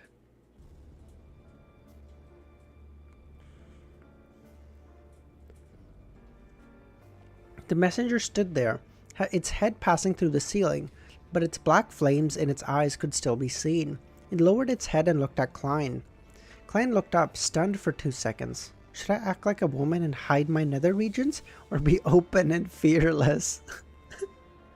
What am I reading? Before he could make up his mind, the messenger dropped the letter and disintegrated. It took a moment for Klein to react before he caught Azek's reply. Bro, can't even shit in peace. This is crazy. This scene has fan art? You're kidding! Oh, God.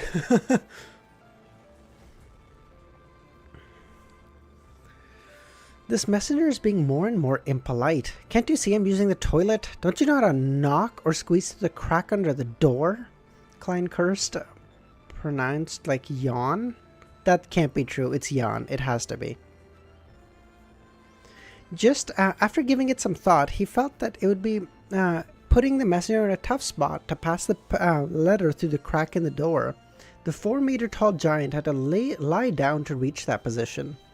Just thinking about it is funny. Next time I write a letter, I'll add a paragraph so Mr. Azek can educate the messenger to be more polite.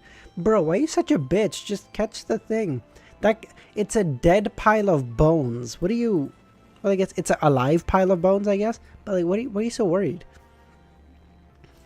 According to the knowledge I've recalled, I can give you 2 methods.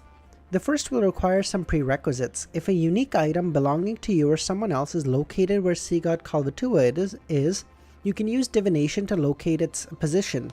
The other prerequisite is that you can enter the spirit world. I have plenty of methods. I'll list the common 3. The second method is to use a secret deed ritual and pray to the red light Oer Moria. He represents authority and will. At a certain level, he grasps the relevant knowledge of the creatures in the spirit world and the locations in the spirit world. Blow's complaining to the boss, actually.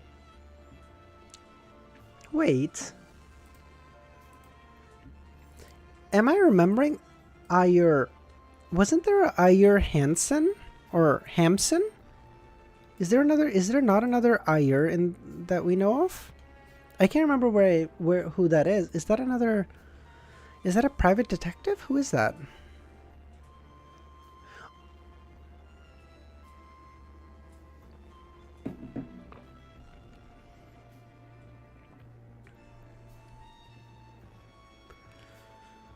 So red light of the 7 pure lights is named Ayur Moria. The principles of a secret deed ritual is to adjust one's state, release one's mind and body, and align oneself with the target of prayer, bit by bit.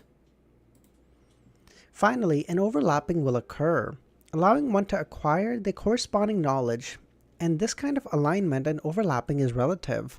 While acquiring knowledge, my secrets will also be open to the target of the prayer. I can't trust red light. I have too many secrets. Bro, that is the god of... He represents authority and will.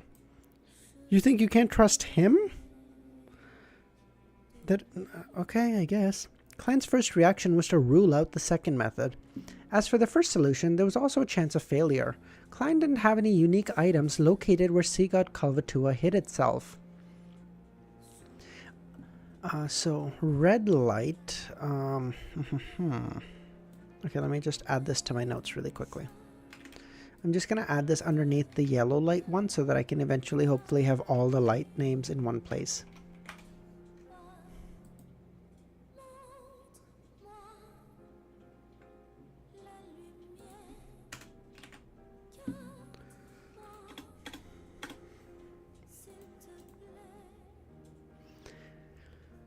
Either I use the help of the resistance and send something to Kalvatua, or I find the original owner of an item sacrificed to the sea god from its believer.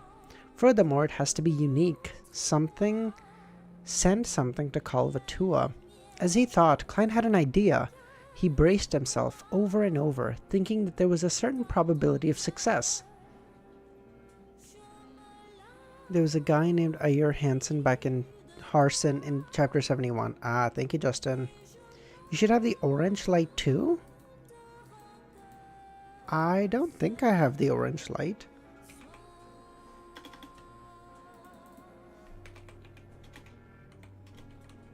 Yeah, I don't have the orange light. Orange light? When was that introduced? I remember yellow light Venethan. Who the fuck is the orange light?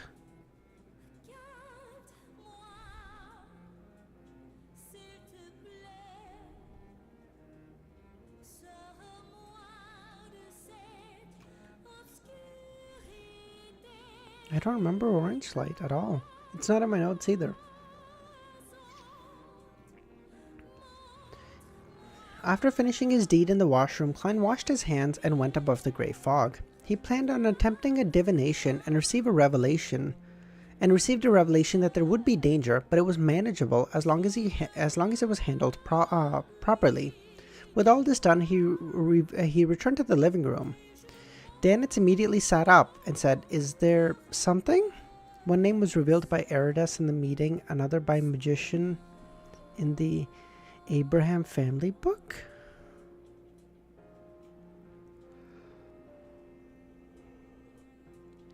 Eridas gave us yellow light Venethan, I think.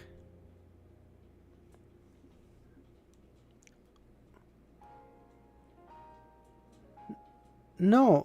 Oh, Dr. Z, what you're remembering is Eridas asked, what is the name of the orange light? But then the guy who was dealing with Eridas didn't give the correct answer. He gave a name, but it was wrong, and Eridas shocked him for it. So I don't think we have the name.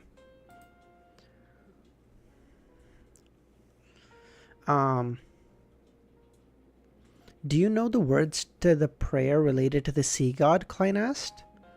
Yes, I've seen a few members of the Resistance hold rituals. The details are adorers of the spirit world. Eridas didn't drop the right answer. I don't believe so, and even logically think about it, Dr. Z. Eridas doesn't give you the right answer if you get it wrong, you know? He just says, like, wrong, shocks you. The details are adorer of the sea and spirit world, guardian of the Rorstad archipelago, ruler of the undersea creatures, master of the tsunami and storms, the great Kalvatua.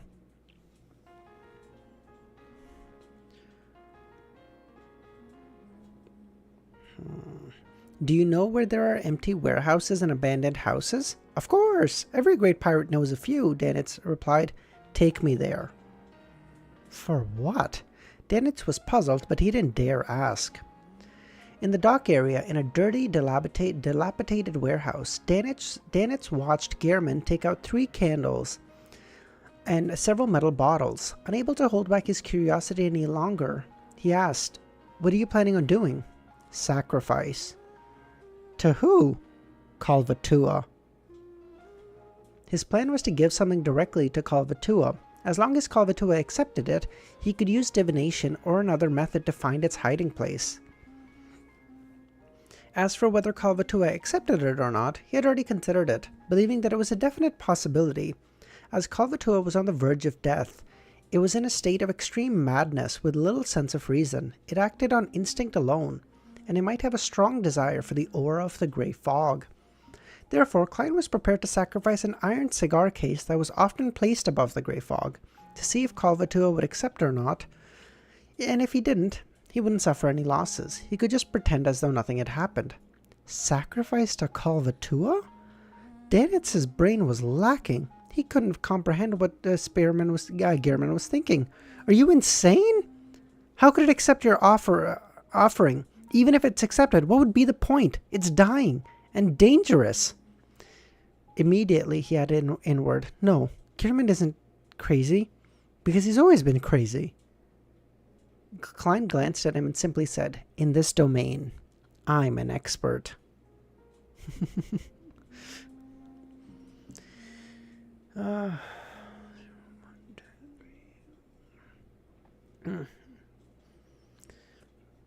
Gearman? Spearmint?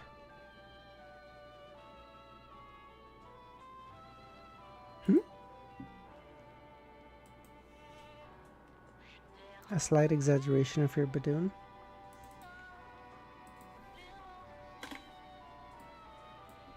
The enraged Kalvatua.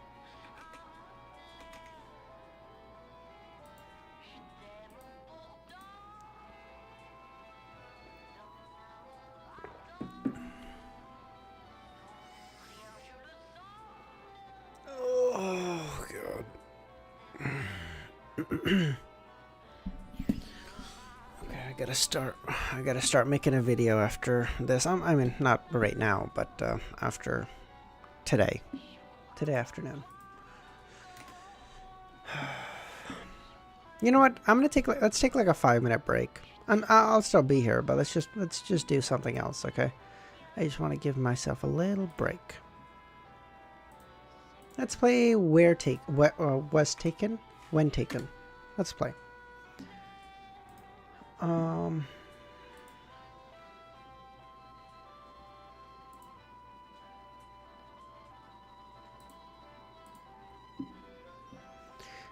Klein saying this domain I'm an expert is crazy because Orthodox gods don't usually accept sacrifices. It sounds like he's an expert in sacrificing to evil gods. What is time? What the fuck is Time Guesser? Okay. So... Washington Congress of Racial Equality. So Washington, somewhere around the 1960s, I think, was the... is W-A... Yeah, okay. Time guesser, GeoGuessr, but you have to guess time as well. Oh, I see. Well, when taken is basically the same thing then. Where in Washington, though?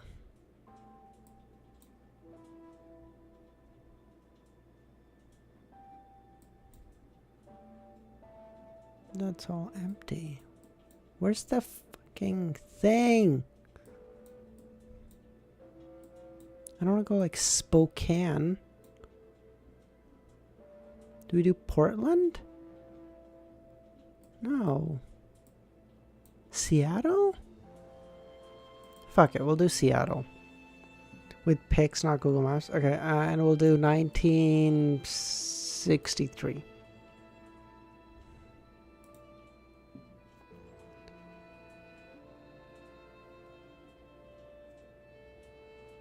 Zero years off, Washington. Oh, I went my guess was Washington State. It was DC. No. I guessed Washington State. Come on, that's bullshit. Wrong Washington. Fuck off. Okay. So definitely new, like, I don't know, past 2010. Camera quality is very good. It's got to be like 20. Wait, fuck! Why are you standing in front of the year? Okay, that looks like a 7-ish to me at the back. So we're gonna guess 2017. Let me change music really quickly.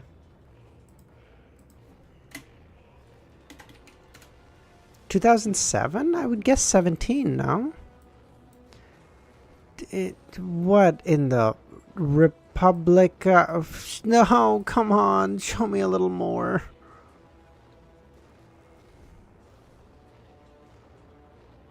Rwanda, maybe?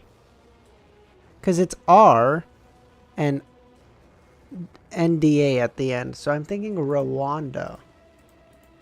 Rwanda 2007 or 2017? This looks very recent to... You think 2007 username? Alright, fuck it. We'll go with 2007. Now, a bigger question. Where the fuck is Rwanda? Listen, my geography when it comes to Africa is not great, okay? My geography when it comes to anything is not great. Africa is particularly bad.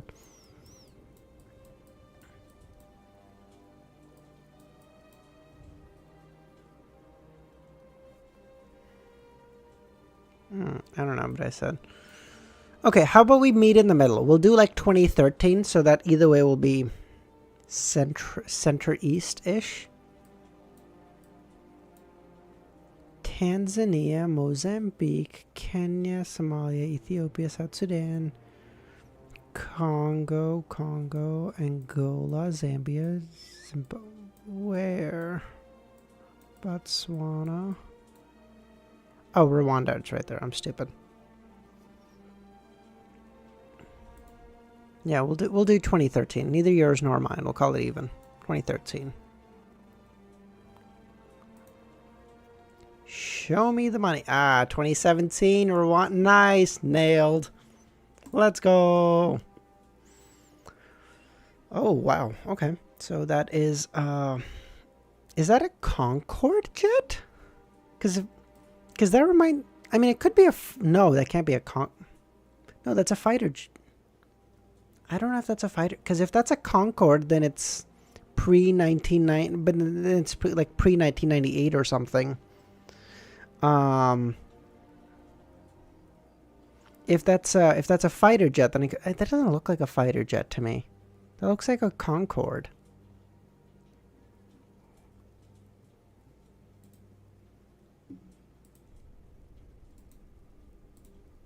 Concorde? Do you think so too? Okay, thank you. The George Inn. So it's English. It's all English, which makes me think UK. Quarter Bell. Yeah, this is all... Yeah, UK. Okay. There's text on the brick building. Yes, UK. Let's go Birmingham. Let's do 1994. Show me the... Oh, shit! Oh, that was so good. Oh, that was so good. Oh my god. That was beautiful. Oh my god.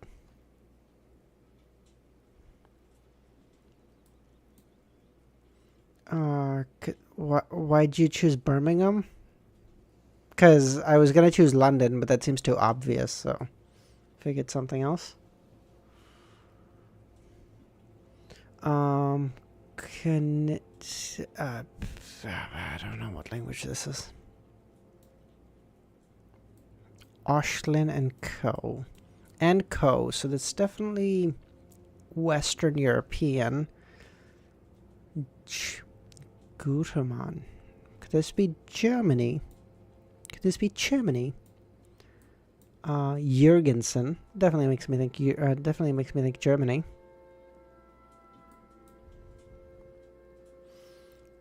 Austria? Oh, I guess it could be Austria too. Austria, Hungary, any of those. Belgium, possibly, also. Liechtenstein is also possible. We'll click around here because that'll put us Munich. It'll put us close to Austria. It'll put us close to Liechtenstein. So we'll do Liechtenstein. Although if it's Luxembourg or Belgium, I'm gonna be really ticked. Oh, pre-World War II for sure. Yeah. So I'm thinking 1910. 1908, I'll say. Need to see the clothes? Yeah, it's definitely pre. Or I guess there is a car, so it could be post also. 1920s, yeah, you're right. We'll do early 1920s. Liechtenstein? Latvia. Fuck. Oh. Wow, that is much more Eastern European than I would have expected. Fair enough. I don't know, the language made me think much more Western European. Never mind. You were very close, DSV. Very close. AGFA. So it's definitely... I'm thinking Southeast Asia based on architecture, based on rough skin tone of people, but I can't exactly see that well, obviously. And English, enough English, but certainly not, main AR. AR makes me think currency, and the numbers in front of them, but I don't know what country is AR, or what currency is AR, actually.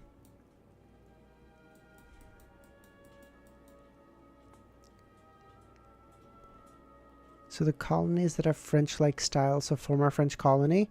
Oh, I guess. True. But former French colonies were mostly Spanish influence? Maybe. I'm thinking Southeast Asia, but France didn't have a lot of colonies in Southeast Asia, no? It was mostly British down there. There's also 2CV. I don't know. I don't know. I might have this totally wrong. I don't know. You know what? I'm gonna take a guess. I'm gonna say like we had. Oh yeah, I guess it could be Bangkok. I'm gonna go with Bangkok. I'm gonna take that guess. What are we thinking? 1990s, early 90s. There's also a couple of isles. Ho Chi Minh City. I guess it could. Malaysia could also be. I'm gonna take a guess. Madagascar. Fuck. 2007. Wow. That is okay. This makes me think 90s, not 07. That's crazy. Okay, 762 out of 1,000. That's not bad. I'll take those every time. All right, back to reading. We've wasted enough time. Okay, Danitz felt choked, unable to say a word, and he stepped aside as he watched Gehrman light the candles. Taking in the smell that pervaded the air, he couldn't help but raise his voice. You're using the wrong materials, right? He remembered that the Resistance didn't use things like full moon essence, slumber flower, and chamomile when sacrificing to the sea god. It's not like you're praying to the Evernight goddess. Klein then turned to him and said, "That won't be an issue." As a professional who often offered and received sacrifices, he was aware that the burning of extracts, essential oils, and herbal powder mainly had two uses. One was to help the ritual's host to better adjust his spirituality, and the other was to please the corresponding deity. In this aspect, every deity had certain characteristics and preferences. The sacrifice, on the other hand, mainly relied on Kalvatua's abnormal state of mind. It had gone completely crazy, and it thirsted for the Grey Fog's aura. Neither of the two could be missing, and everything else wasn't important. As long as the aforementioned two conditions were satisfied, pleasing Kalvatua or not didn't affect the ritual. It neither increased the success rate, nor would it increase the possibility of failure. If Kalvatua still retains its reason, and even if I were to strictly follow the requirements of its ritual, do you think it would respond to me? Klein lampooned. He then thought for a second, without turning his head, and said, "Stay further away." Me? Alright, okay. Danitz rushed to the door, planning to escape the moment something went wrong. Klein half closed his eyes, cogitated about the countless spherical lights that overlapped with each other, and entered the proper state. Madagascar was a French colony? That's awesome. I did not know that. He chanted softly in Elvish, Adorer of the Sea and Spirit World, Guardian of the Rorstad Archipelago, Ruler of the Undersea Creatures, Master of the Tsunami and Storms, the Great Kalvatua. I pray for you to take this offering. I pray for you to open the gates to your kingdom. As he said the awkward sentence one after another, the sound of wind rose within the wall of spirituality, as if it was going to overturn everything. Klein's clothes fluttered in the wind as he took out another small metal bottle and prepared beforehand, and poured 5 milliliters of the remaining 1,000-faced hunter blood into the air. It was a material filled with spirituality. The strong wind sucked the drops of blood, howling as it drilled into the candle flame that symbolized the sea god. Without a sound, the candle flame burgeoned to form an illusory door. On the surface, there were symbols and magic labels. Inside, the faint sound of crashing sea waves could be heard. Suddenly, all signs of movement vanished, and there was only the sound of breathing that reverberated through the illusory door, as though there was something hiding behind it. It was something massive that was suppressing its hunger with great difficulty. The sound of the loud, heavy breathing became clearer and clearer, to the point that even despite being situated at the door of the warehouse, Janet still felt his scalp tingle. The illusory door opened, and something that visibly resembled a hurricane poured out. Amidst the sharp, wailing sounds, Danitz felt the invisible wall of spirituality shatter. He discovered that he had been thrown into the air like a small boat in a storm. He slammed into the door, producing a dull thud. My boy Danitz just catching strays. He's sitting in the corner. He's getting tossed around for no fucking reason. He fell onto the warehouse, his back scuffed from several wooden splinters. The scarlet fireball that he had instinctively condensed into his hand instantly dimmed and was quickly extinguished in the hurricane, like a candle that was about to burn out. While he was flying in midair, he saw what looked to be a bloody, gaping mouth appear behind the illusory door. It revealed milky, white, sharp teeth, which was slightly curved and looked longer than a human arm. And it madly smashed against the illusory door in a bid to enter the real world. Its beast-like howls first echoed in the warehouse, causing Danitz to bleed from his ears and nose. My poor guy. Klein also flew into the sky as a result of the hurricane, and his line of sight was immediately occupied by the bloody, forked, and massive forked tongue that burst forth. His body was scorched black as it stiffened in the air. The forked tongue pierced through his body as though it was reduced to ash. Klein's figure appeared on the other side. His hat had fallen off, and his clothes were messy. He looked rather wrenched. Fortunately, he knew that a situation would occur, and he knew that there was going to be danger, so he had constantly been on high alert, and he didn't let down his guard as he used the paper figurine substitute just in time. At this moment, Kalvatua, who was situated behind the unperturbed illusory door, finally realized that its violent blows had no effect and stopped. It took a deep breath and caused the blue seawater to gush in from all directions. The water then collapsed into a whirlpool and emitted a terrifying suction force, so powerful that it could swallow a cargo ship. The iron cigar case flew onto the altar. The iron cigar case on the altar flew into the vortex. The tiny cauldron containing some herbal ashes flew up and into a whirlpool. Many objects within the warehouse suddenly found. Many objects within the warehouse, along with the soil, were thrown into the whirlpool. Klein also flew up as he found it difficult to resist. He tried to snap his fingers to ignite flames and leap out of the whirlpool's range, but the suction force and the hurricane spoiled the plans. His figure became thinner, turning into a paper figurine. As the paper figurine flew into the whirlpool, Klein, who had managed to emerge from the other side, once again soared into the air, being unable to extricate himself from this terrifying force. At this critical moment, he no longer hesitated. He made the black glove on his left palm turn pale as it tinged with a dark green color.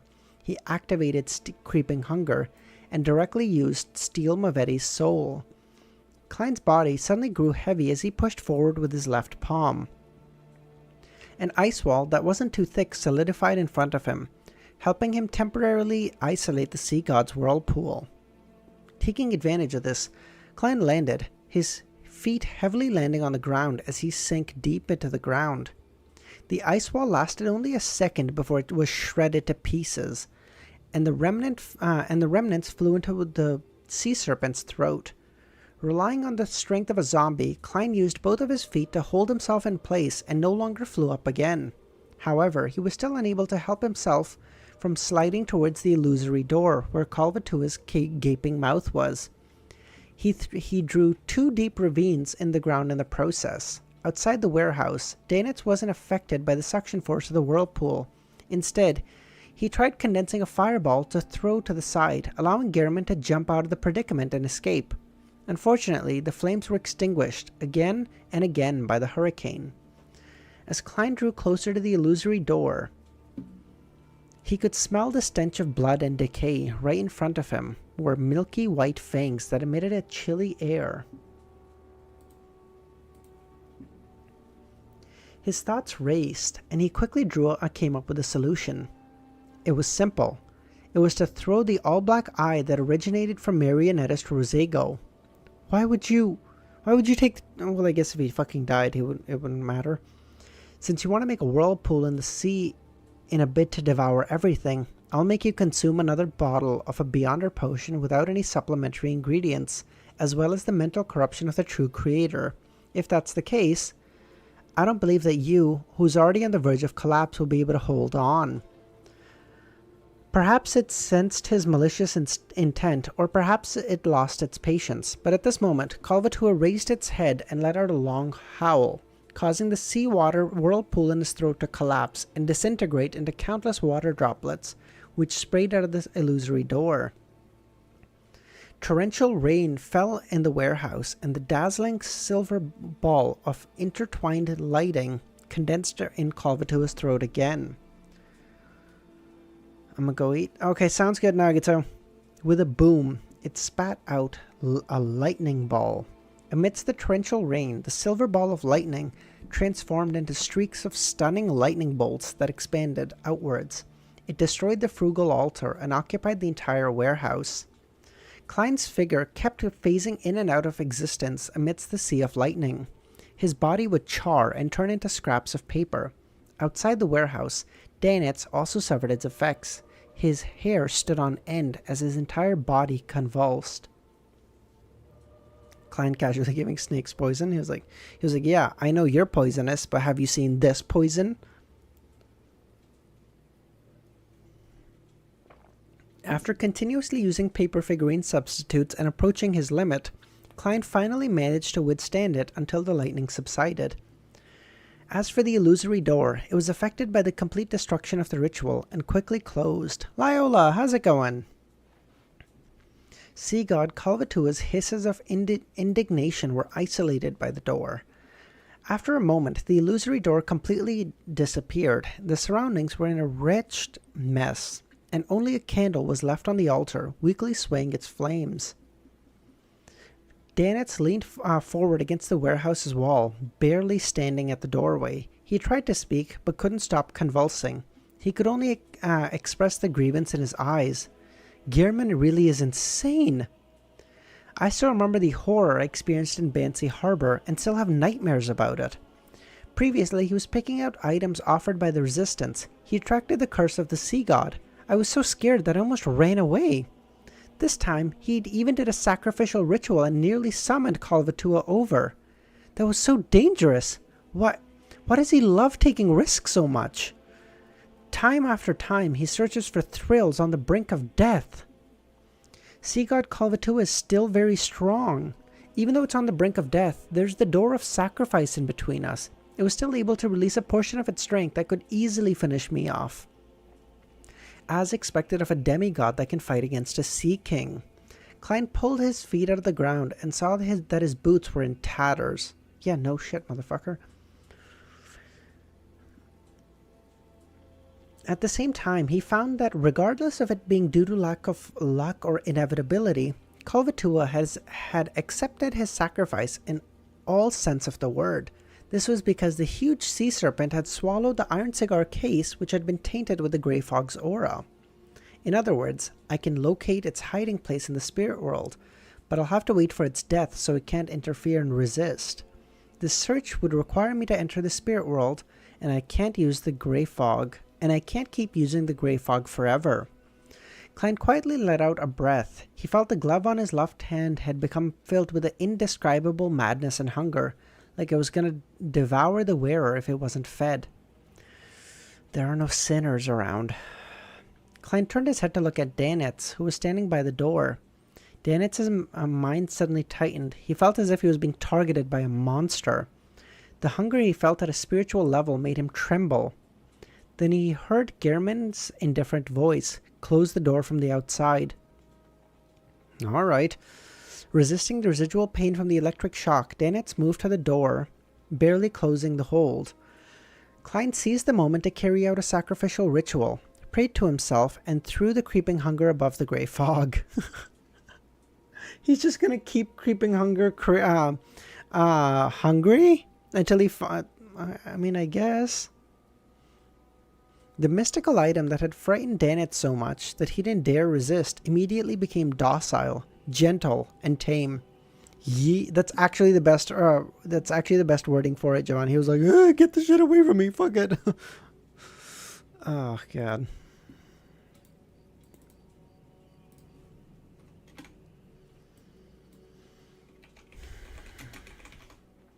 I know. Creeping hunger helps him so much, and he's like, "Oh, fucking not my problem." God, what a bitch.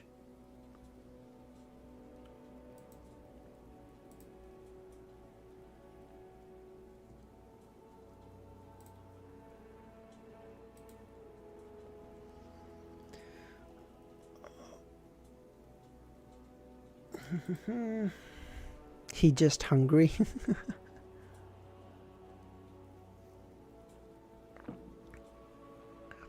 Upon returning to the real world, Klein extinguished the candles and put away the remaining items, and carefully checked the situation.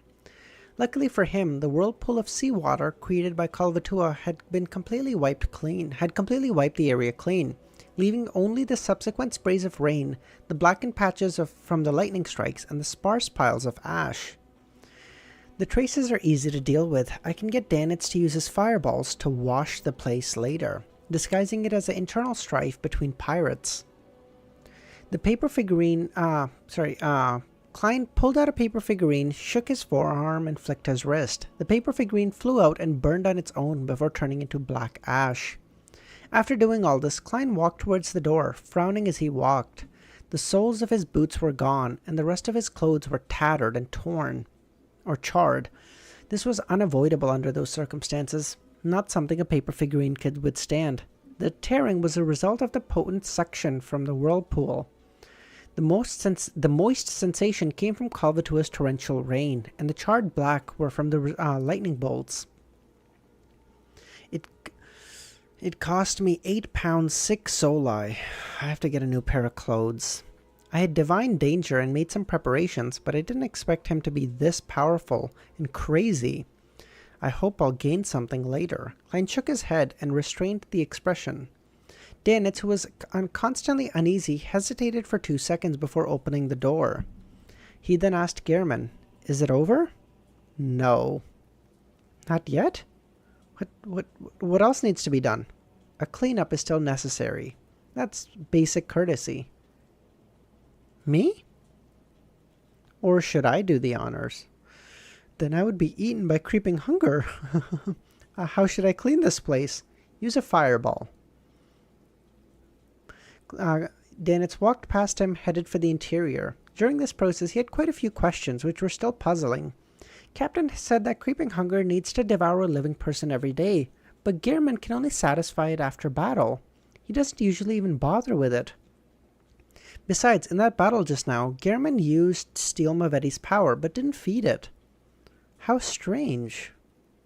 A seal of a certain level? As Danitz cleaned the warehouse, Klein stood outside, looking up at the overhanging dark clouds.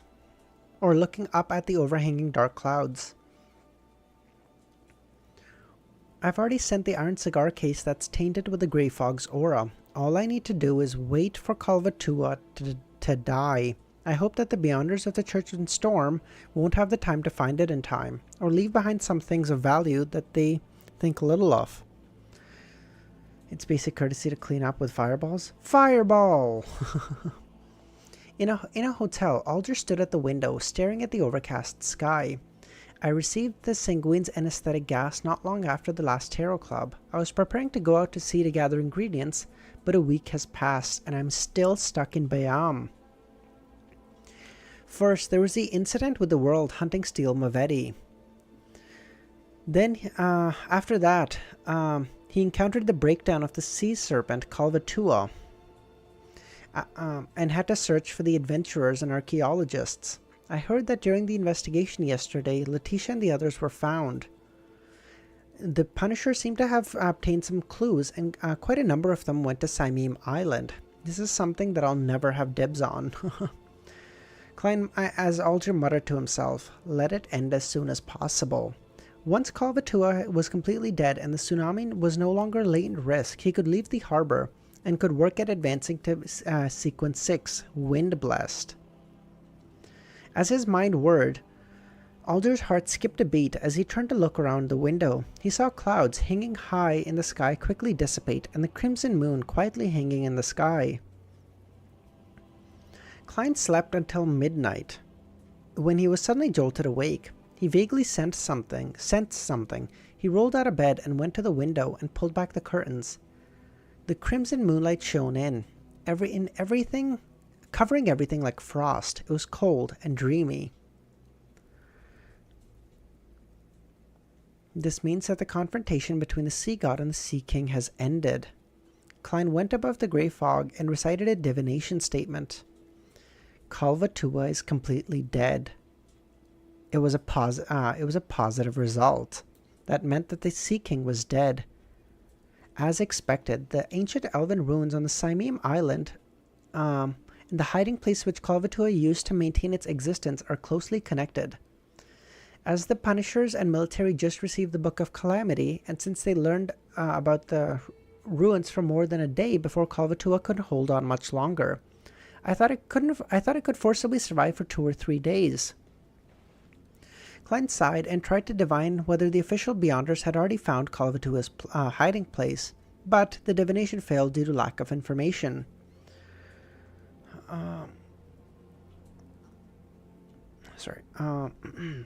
After thinking for a while, Klein changed his angle and undid his spirit pendulum and began to divine if it was dangerous for him to search and explore Kalvatua's hiding place. Dude, if Klein could get where Kalvatua died before the Beyonders, or before the Punishers, couldn't he get a sequence 3 or 4 characteristic? That might be crazy, but oh my, because that would be worth, I don't know, all the money? Like all the money that Klein could ask for, basically. The pendant, the topaz pendant was rotating clockwise, but not so fast and at a low amplitude. It's dangerous, but acceptable. The danger is even less than the sacrificial ritual, Klein nodded, then returned to the real world and began to prepare his operation, and began his preparations for the operation. My God.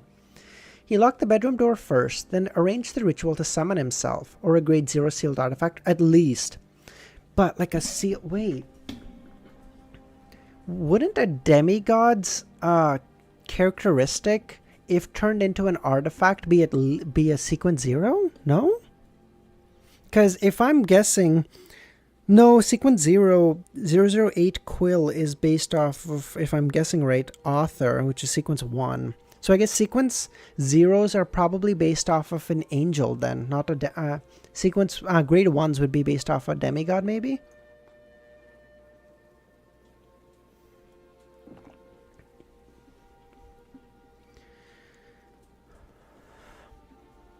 Four through 1 are all called demigods? Yeah, I get that, but at that point it's just more accurate to say like 2 and 1 are angels and 3 and 4 are just demigods, right?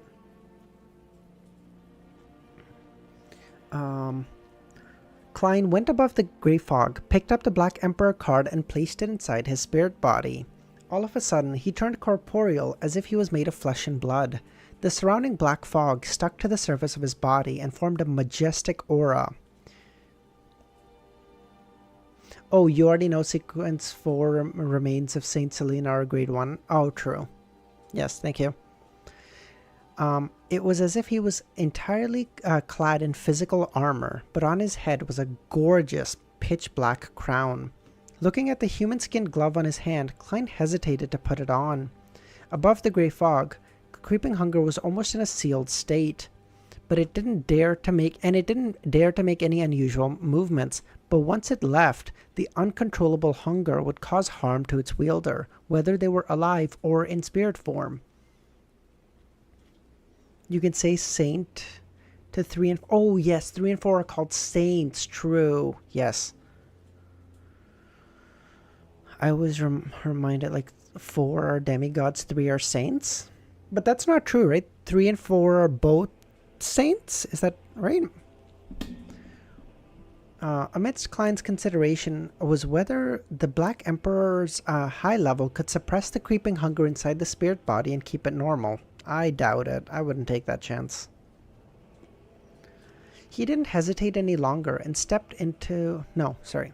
I'll give it a try. If it doesn't work, I'll end the summoning and return it here. This hardly requires any time, and there's no danger. Klein picked up Creeping Hunger and put it on top of the Black Iron Gauntlet. 3 and 4 are both saints? Okay. He didn't hesitate any longer and stepped into the door of summoning. He arrived in the real world. Without being careless, Klein's first reaction was to check the state of Creeping Hunger. He found it calm and submissive. Not bad. With a sigh of relief, he placed the mystical items such as Azek's copper whistle, biological poison bottle, and sun brooch into his body, one by one. Dude, Klein is taking everything. He's like, I don't know what's on. I don't know how much danger is there, but boy, we are going fucking packing. If shit hits the fan, shut the fuck up, username. I knew someone was gonna say that. Klein is fucking packing. Finally, he picked up the black hardwood cane and prepared to search for his lost iron cigarette case. Of course, in order to find a place where Kalvatua was hiding, one had to enter the spirit world and pinpoint the location from within. Otherwise, it would fail. I want to leave. Okay. Alright. Bye, username. As for how to enter the spirit world, Klein didn't consider the 3 methods provided by Mr. Azek. As a spirit body with intelligence and ability to think, how was he not able to find the spirit world and enter it? He calmed down. I will not be the one running. True. He calmed down a bit and recalled the scene of countless spherical light. His body and mind became tranquil. His thoughts gradually became empty. As his consciousness gradually extended and expanded, he soon discovered that they were surrounded by indescribable, illusory, transparent things. All the colors became bright, distinct, and overlapping, and the gray fog had grown so faint that it seemed to cover everything. This was the spirit world. It completely overlapped with reality and was omnipresent. Ah, cool. Okay. If I happen to encounter the mandated punishers or military personnel, I will end the summoning and return above the grey fog. Klein stepped forward, easily entering the spirit world, as he felt his body become illusory. He then said in a low, dignified voice, the location of my unique iron cigar case. While chanting, Klein felt tense for some baffling reason. In the saturated and distinct colors of his surroundings, pairs of indifferent, eerie eyes glanced over. After repeating it 7 times, Klein released his grip and waited for the revelation. The black hardwood cane floating forward at an adequate speed, which was neither too fast nor too slow. Klein followed it, flying through the real, the illusory, the strange, the mysterious spirit world. Here, if he lost his bearings, it was very easy to end up lost and never be able to leave again. Of course, this wasn't a problem for Klein. If he really got lost, he could just end the summoning and return to the Grey Fog. Bro, Klein has so many hacks. This is bullshit. An ordinary person enters the spirit world and they're like, if I get lost, I get fucking eaten. And Klein's like, it fucking probably works out. Klein chased after the black cane, which was sometimes thrown and sometimes dropped, shuttling back and forth between distinct overlapping colors. He passed by half-hidden spirit world creatures that couldn't accurately be described, and it was hard to know how far he had traveled. Suddenly, he saw an eye. It was round, with clear blacks and whites. The eye looked at him without blinking. There was no head and no corresponding body. Just an eye. 547. Priest. Okay, give me 2 seconds, guys. I'm just gonna run to the washroom and then we'll finish out the last two chapters.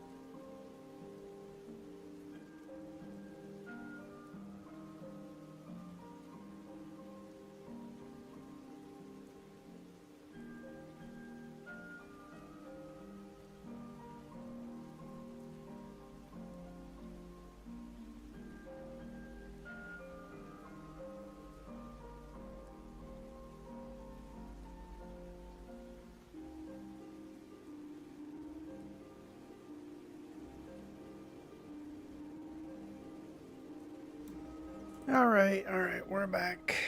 We're back.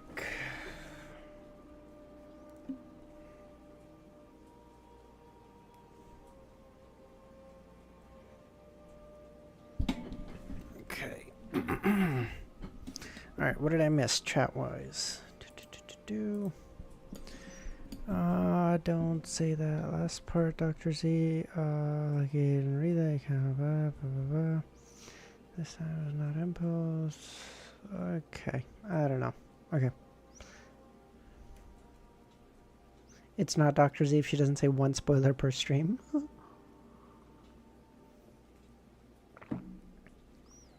That's actually true. I don't think you spoiled for the last 2 or 3 streams. This is true. Okay. The huge eye, which had its blacks and whites clear, appeared translucent. It floated quietly behind saturated, overlapping colors. Klein couldn't tell if it was hostile or friendly. At this moment, Klein remembered a passage from the sites of the spirit world. The ancestor of the Abraham family said, "Try not to cross eyes with any creature of the spirit world for more than 3 seconds, unless they have already expressed interest in communicating with you. This is considered a provocative behavior. Also, do not let yourself appear terrified or nervous. For some predators, it will increase their desire to attack." As the words flowed through Klein's mind, he retracted his gaze and continued to chase after his cane. The sights of the full black armor and the black crown he donned, matched with a cloak of the same color, entered the round eye, but the figure quickly passed by, disappearing far away. In essence, the spirit world is a very dangerous place. If one isn't careful, one can encounter a terrifying existence at a demigod level. As Klein continued to make his way through, he realized that this place was truly chaotic. Although the 7 lustrous brilliances that could be used to mark his location remained high above, covering the sky, they could still be seen from time to time beneath his feet, to his left, to his right, to his front, to his back. Yeah, I guess that makes sense, because it did say it was omnipresent, so at that point, what the fuck does anything even mean? If not for his black cane, Klein wouldn't have been able to determine his bearings. Suddenly, through the faint fog in the void, he saw on his left, based on the human being's concept of left, a floating castle. It was entirely black in color. Its spire towered, and it was covered with vines, extremely reminiscent of a Gothic style.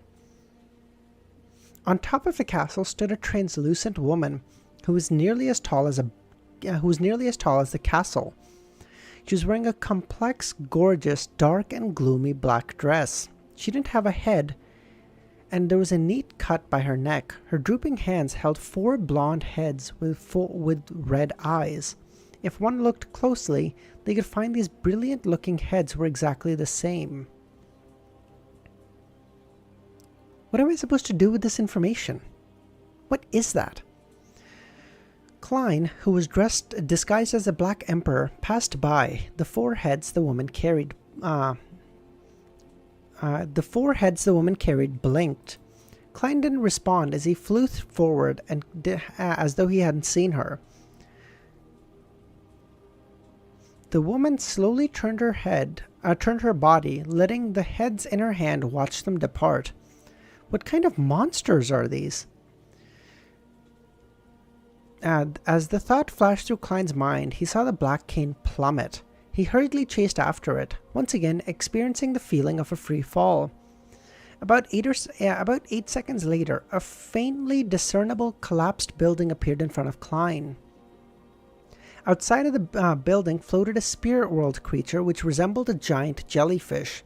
It extended transparent, sticky tentacles and pulled the surrounding area into its own territory. At the end of each tentacle grew a white skull with deep eye sockets. It kept shaking as it floated about with the light but slow movements. Is the thumbnail that Easy has for his streams of this moment? The black cane passed through the strange creatures of the spirit world and hovered in front of the almost illusory collapsed building. Found it? Klein was delighted at first, before he solemnly gazed at the giant jellyfish that was waving its skull. A giant eye, a tentacle monster, and a lady with 4 heads who prefers them in her hand instead of her neck, reading about... Ah. Like, yeah, it's crazy. He made preparations for a battle, but he didn't attack immediately. Instead, he tried to emit the profound dignity that came with the high levels of the Black Emperor card. His eyes indifferently stared at the eye sockets that were deeply recessed. Information can't travel faster than light, so teleportation is impossible. That's why teleportation is done in the spirit world as the 4th dimension. Yeah.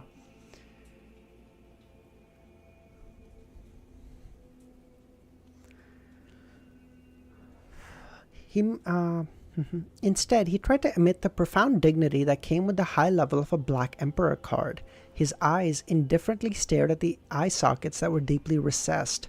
After 3 seconds of frozen silence, he uttered in ancient Hermes, "Leave!" The tentacles supporting the skulls twitched twice. Then the giant jellyfish slowly floated up, disappearing into the depths of the spirit world. The Black Emperor card is still very useful. I was already considering throwing Mr. Azek's copper whistle. The descendants of the death should have some standing in the spirit world. Klein breathed a sigh of relief and grabbed his cane. He then fell into the collapsed building ruin with a sense of anticipation. I love how, like, this is such a small detail, but it's like, because the spirit world is so, for lack of a better word, fucked, instead of entering the collapsed ruin, he fell into them, because, like, up, down, left, right, none of that makes any sense in the spirit world. So instead of entering, he fell into it. Like, that's such a small detail, but it's like, it's so clever. For him, even if the Church of Storms and the kingdom's military had found this place ahead of him and had taken away most of the items, he would still be satisfied as long as he found something. A shimmering wave of light appeared, even if there's nothing else, it'll be sufficient for me to explore an elven ruin and see what information they left behind. When Klein passed through the ethereal barrier that resembled a curtain, he felt the air around him suddenly become thick and heavy. A shimmering wave of light appeared around him, coming from the deep blue water that filled the area. At the bottom of the sea was an ancient dark ruin. All the buildings had either collapsed or half collapsed. A huge pillar, carved with strange patterns and symbols, extended from the middle. It appeared to be heading straight to the top, as if supporting the palace in the past. As if it supported the palace in the past, but now it was broken and was leaning on top of a nearby building. Klein recognized the place as well as the pillar. It was the hiding place of the sea god Kalvatua, a hiding place where reality blended in with the spirit world. At this moment, an unwilling, pained, angry, and crazed scream echoed in the air. It didn't weaken in the slightest. That scream was the same howl of hatred that Kalvatua let out before its death. It's really dead. Holding the black cane, Klein landed on the greenish-gray stone road in front of the ancient ruins. On both sides of the road stood pillars that were neither thick nor tall, and on them were strange patterns that were different from the symbols and magic labels from before.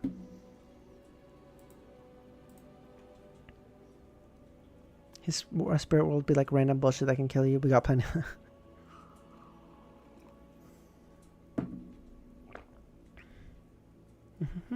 Okay. At the bottom of each stone pillar, there was a figure sitting beside it. Some wore ancient robes, while some wore brown jackets that were fashionable nowadays.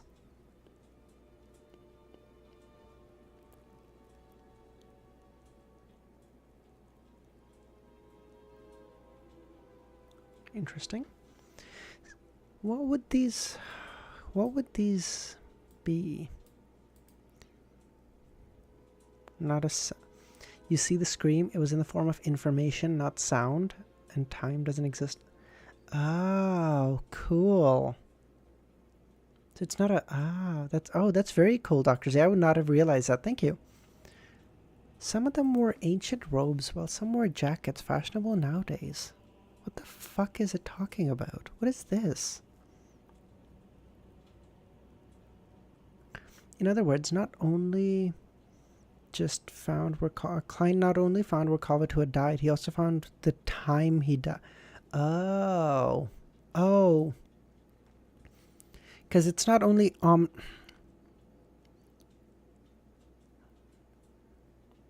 so the spirit world is omniscient and omnipresent. It's not omnipotent, but it's two of the three. Interesting. As soon as they sensed someone approaching, they raised their swords, axes, and other weapons, stiffly, but quickly. They turned to where Klein was, revealing their weathered, grayish-black faces and their shriveled bodies, which were devoid of any flesh or blood.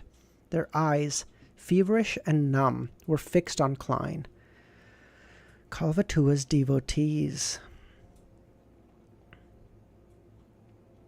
However, this also means that the Church of Storm and Kingdom's military haven't found this place yet. Klein sighed and injected his spirituality into the sun brooch and muttered, "Holy," in ancient Hermes. He activated the sun brooch's holy oath, and through the corresponding word in ancient Hermes, he temporarily added a holy attribute to the damage he dealt. Klein flicked his wrist and threw his cane. He bent his body slightly and charged towards the first sea god guard, who came rushing over. While running at a high speed, Klein suddenly turned left and dodged the enemy's axe. He then swung his arm backwards and used the cane to draw a clear, grayish white crack on the enemy's body. Pure golden light silently arose from the crack and burned, wrapping around the sea god guard and burning it until it was on the verge of collapse. Boom! Klein exerted strength into his feet and stomped past the enemy. Behind him, the slightly desiccated sea god guard finally collapsed, turning into ash. Klein bent down, quickly moving forward, sometimes to the side and diagonally as he passed through each of the sea god guards. At the same time, he brandished his cane, whipping, stabbing, cleaving, and slashing, leaving different marks on all of the corpses. Tap, tap, tap. Klein passed through the road and arrived in front of the half-collapsed ruin. Everything that has happened and is happening will happen there. Well, yeah, exactly, because it's omnipresent, means all of it is present everywhere at the same time, if that kind of makes any sense. And it's omniscient in that it's all-knowing, but it's not omnipotent. Omnipotent means it's capable of everything. Like those three are the canonically or mythologically accurate descriptions of a god. For something to be a god, it needs to be all three. It needs to be omnipotent. It needs to be capable of doing anything it wants. It needs to be omniscient. It needs to be all-knowing, and it needs to be omnipresent. I've said this before, so if you've heard this, I apologize. So the spirit world as like a concept is two of the three because it's fifth dimensional. Yeah, fifth dimensional.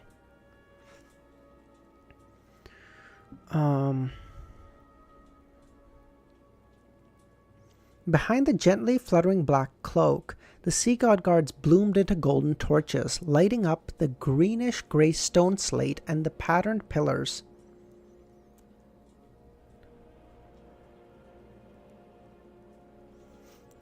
Amidst the chaos, the guards fell down and no longer moved. Klein went up the steps and entered the building. The first thing that entered his vision was an unimaginably huge blue sea serpent. The scales all over its body were slippery, and they were covered with patterns that were similar to the symbols inside the ruins.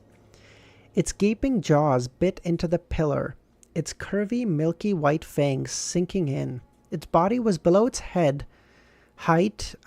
Its body below its head height was slumped across the ground. Its coiled body occupied about a third of the expansive hall, like a small blue hill. However, its surface was covered in wounds with mangled blood and flesh. Even its bones could be seen.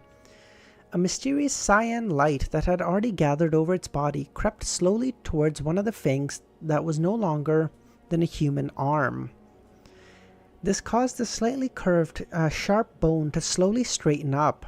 Its dying cry reverberated in the air, causing Klein's spirit body, to show signs of instability. At this moment, an old man wearing a clergyman's cap was lying next to Kalvatua's body. His hair was grey and his body was like a grey rock. He stuck his hand tightly into the serpent's body, making incomprehensible sounds from his throat. His actions were an unknown. Is he taking the characteristic? God damn it. Around the gigantic serpent's corpse were dissected corpses. They were similar to the sea god guards around, but were even more bizarre. Their stomachs bulged to the point of rupturing. In addition, their mouths were stained with dark red blood, and strips of bluish meat were hanging from them.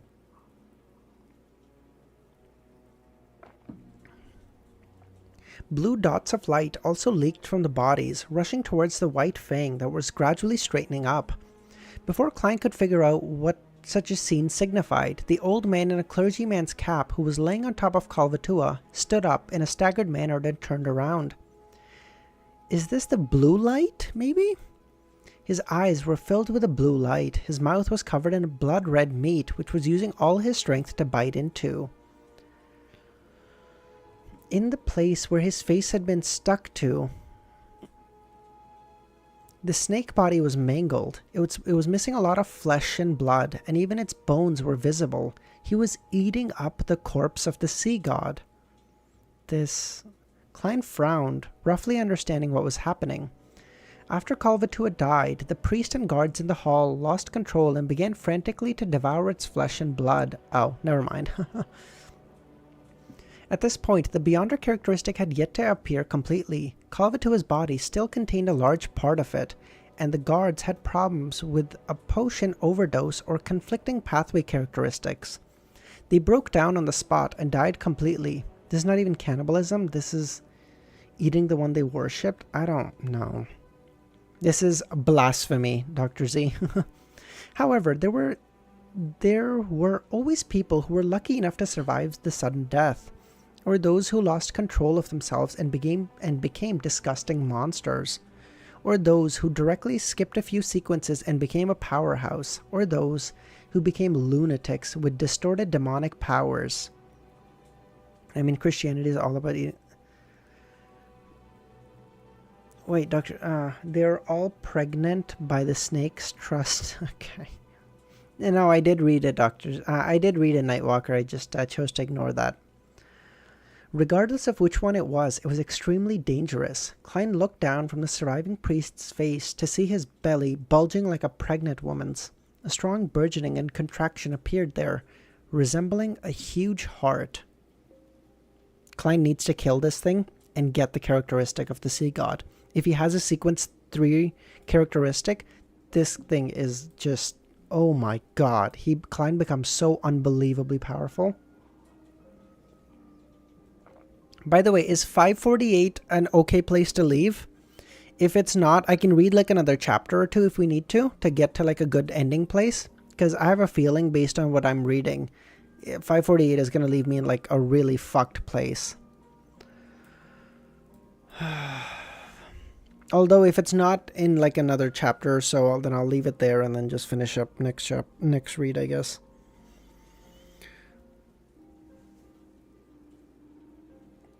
Oh god. Cuttlefish and pregnancy horrors. Actually, dude, this fucking guy is making me scared of pregnant women at this point. Jesus.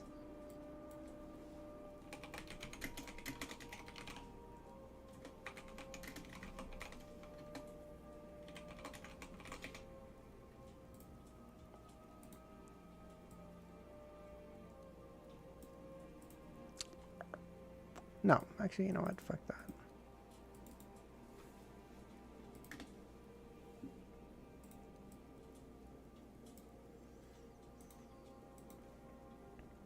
It's fine? Okay, cool. In the ruins that filled with seawater and was half fused with the spirit world, Klein stood at the door of the central hall, wearing a full body black armor. Inside was the gigantic blue serpent's body that was being mutilated for food, and the old priest with his bulging stomach. The latter's skin was grayish black, as though it had become dissected from prolonged exposure to the wind.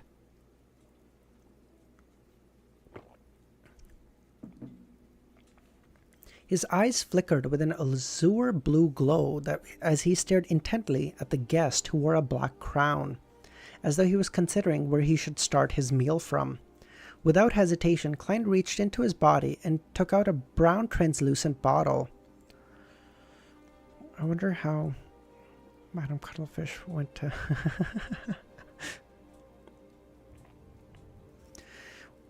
He then stretched out his left palm and quickly unscrewed the lid before casually flinging the biological poison bottle to the corner of the hall.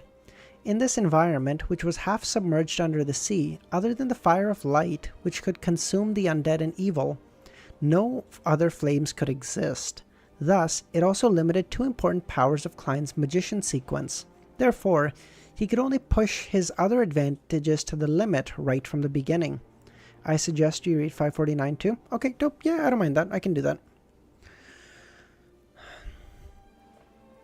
At the same time, when he threw out the biological poison bottle, Klein's left glove became resplendent, as if it was reflecting the light of the noon sun. Around his body, the undulating sea water was stained with a golden color as it was spread outwards, layer by layer. This was the Priest of Light's power from Creeping Hunger, light of purification. The old priest who had eaten part of the sea god's body was certainly not civilized and polite enough to just watch Klein prepare. The light blue in light in its eyes bloomed, and his floated belly once again swelled. An ethereal yet mournful sound came from its body, instantly covering the entire ruins. This voice was like the song of a nightingale. Beautiful and melodious at the same time. It was also cold and bone-piercing, one that penetrated to the soul. Klein was frozen in place. His body, similarly, all his thoughts seemed like they had been blasted by an extreme cold wave and instantly froze. The old priest's body swelled up in an instant, as if he was a resurrected Kalvatua or a giant that walked out of a mythical legend. One after another, the blue, slippery tentacles, all surrounded by silver lightning, emerged from under his ripped robe, and they shot out, dancing in the air, striking the stunned Klein.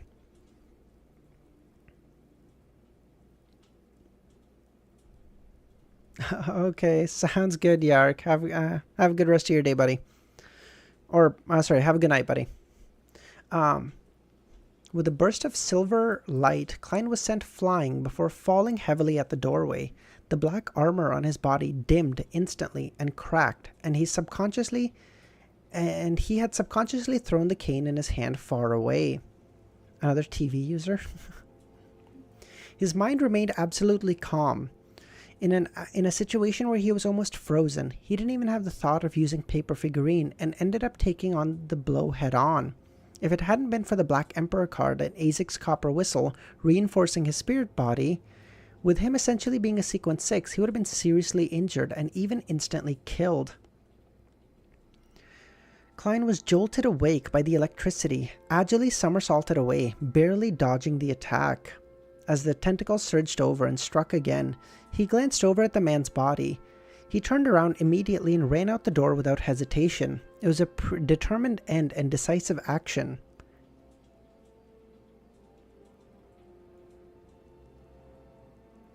Okay, thanks, Yark.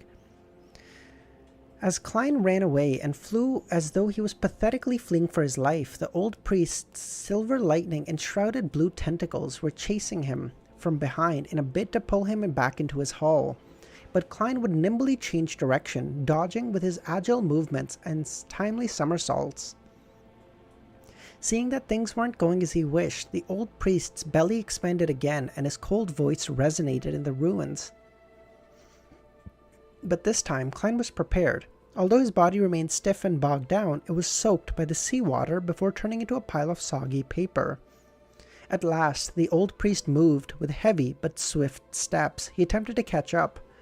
The colossal figure rushed to the door, and the colossal figure slammed onto the collapsed roof and the wall with a bang. The door here was originally large enough for a creature like Kalvatua to pass through, but the collapse of the ruin and the madness of the sea god before its death caused the place to collapse. The collapsed rubble left the door with an opening that was 2 meters tall and 1 meter wide, and as for the priest, whose mind was clearly abnormal, slammed right into it, causing him to be stuck. Klein, who was waiting for this opportunity, stopped and turned around.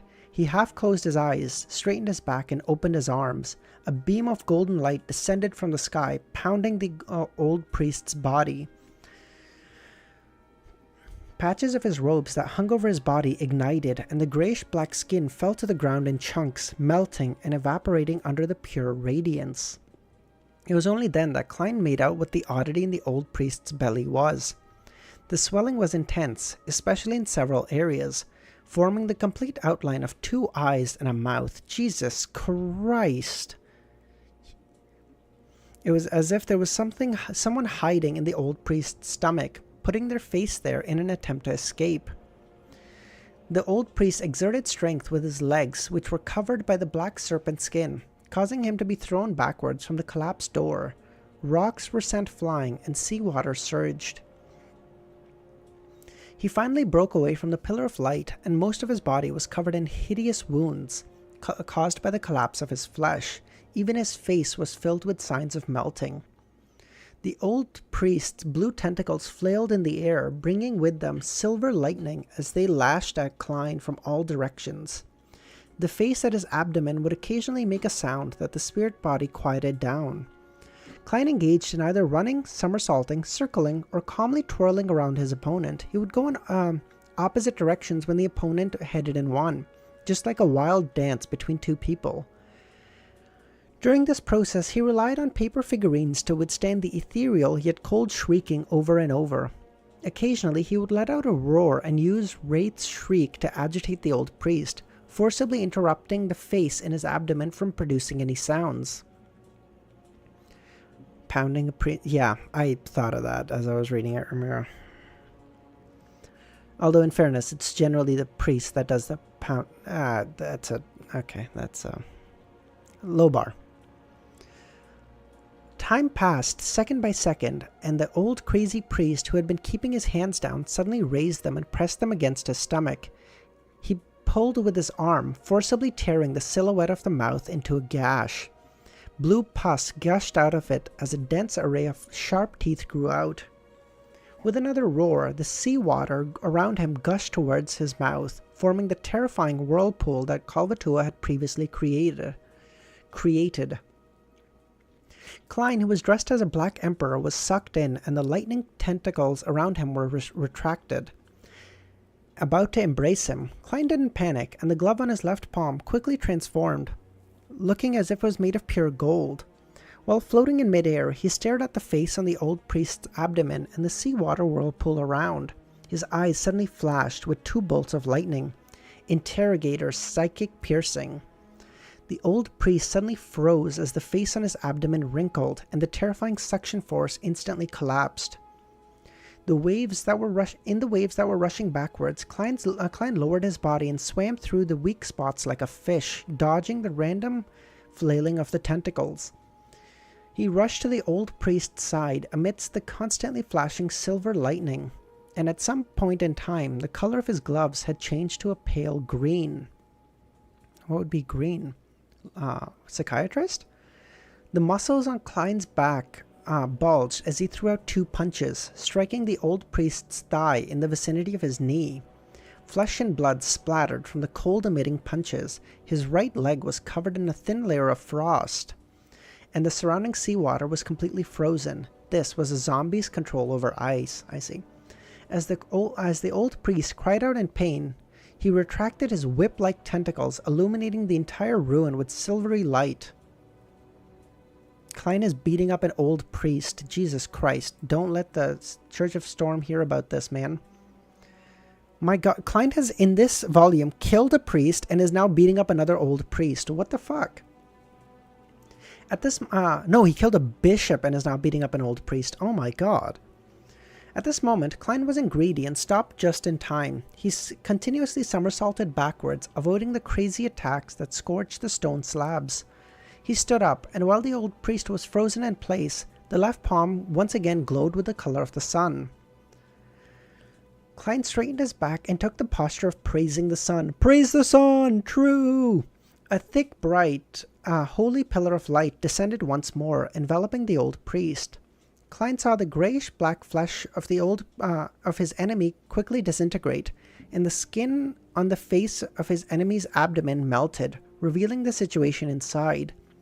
Inside the priest's abdomen, the heart, stomach, intestines, and other organs were mashed together, forming the face of a sea serpent. Kulva Tua actually has a bit of his soul left. The will of a demigod is truly beyond my imagination. He killed a crow. It's good deeds, if anything. You see, Dr. Z, you take out all that unnecessary information, and all I read from that was he killed a bishop and beat up the priest. That's what I heard, okay? You take away all that unnecessary information you throw in there for gobbledygook, and that's what I read.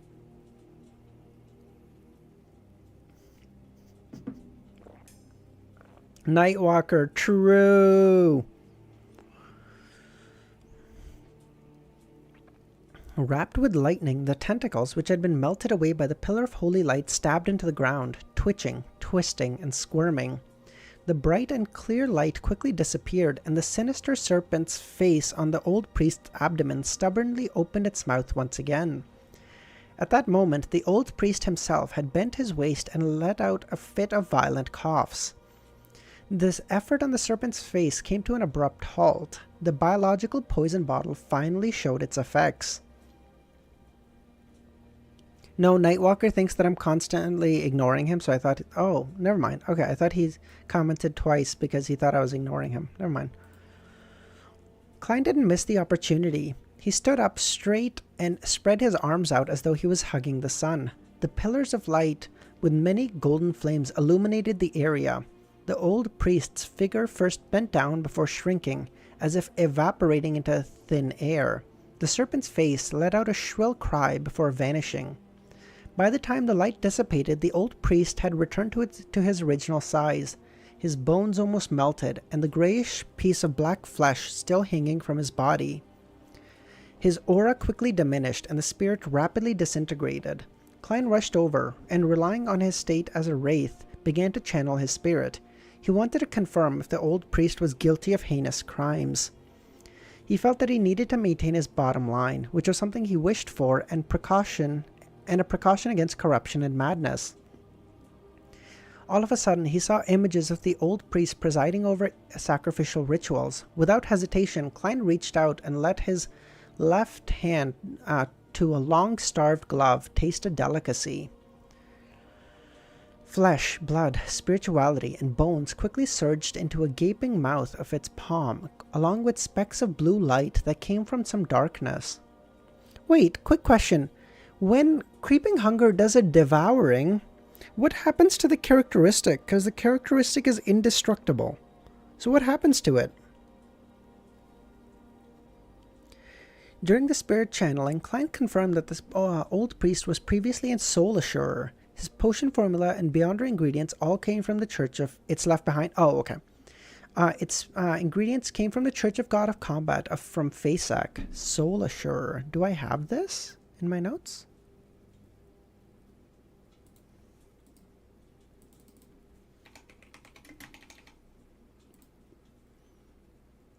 I don't know where it lands in the sequence, but I know it's but I know what name, but I know the name. Okay, cool.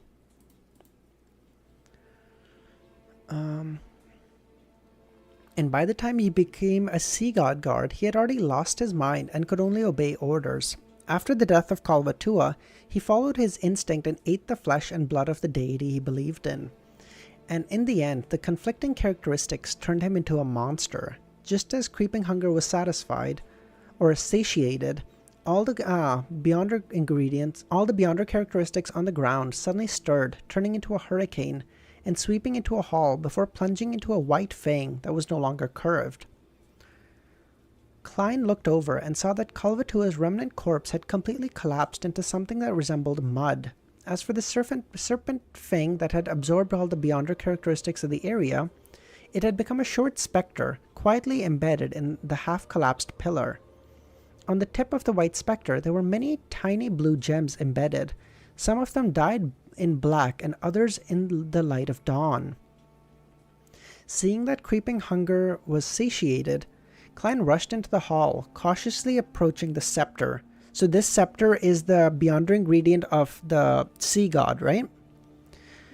Before he really came into contact with the scepter, he heard the illusory layers of prayers ringing in his ears. He saw illusions. He saw the worshippers prostrating and praying, as well as the members of the resistance, crying over the shattered statues of their gods.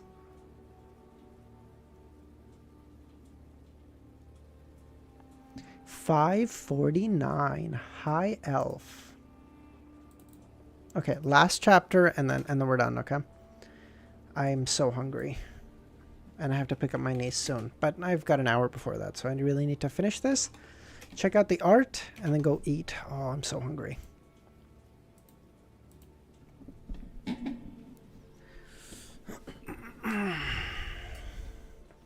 As the layered sounds of the illusory pleas rang in his ear,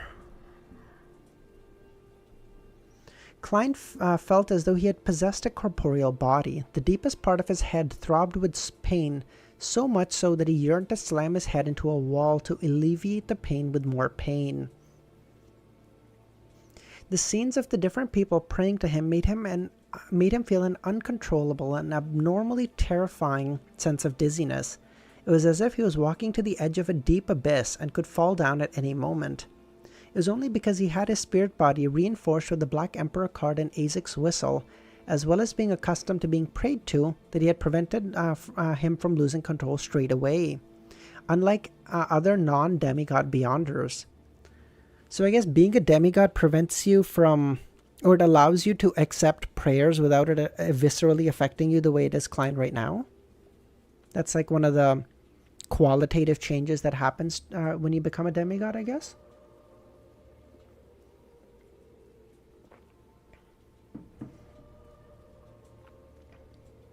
All of the Beyonder characteristics in this area have combined together to form a sealed artifact with the help of the Serpent Fang. Moreover, the degree of danger and negative effects have far surpassed that of a Grade 2 sealed artifact. Oh wait, so it's not a characteristic, it's a sealed artifact that it became, basically? That's why Nightwalker said kind of? But I thought Wait. But I thought when a Beyonder dies, they leave a characteristic, and then the characteristic has to be forged into a sealed artifact by an artisan. Why did it just instantly become a sealed artifact? Now that I think about it, why did that Abraham kid turn into a artifact? Huh? As you already know, the potion strengthens the spirit, so yes, the spirit gets the power to withstand. It can happen naturally? Oh. But the artifact can also be turned by a artisan back into the characteristic, is that right?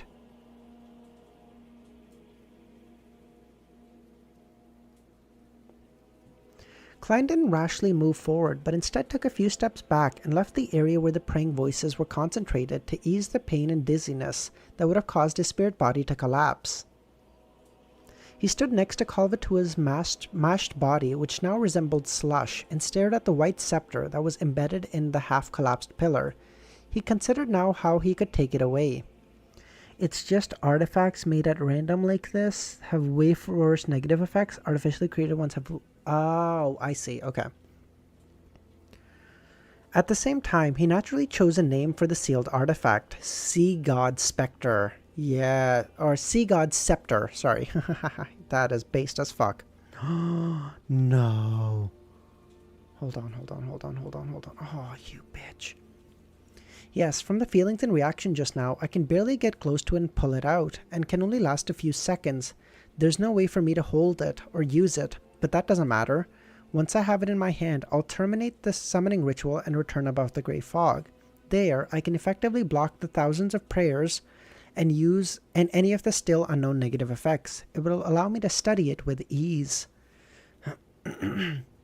So basically what Klein wants to do is grab everything in this area that he wants, then get the scepter last, grab it and cancel the summoning, go above the grey fog and leave everything there. And then leave it there for a while so that the fucking Church of the Storm doesn't find his ass.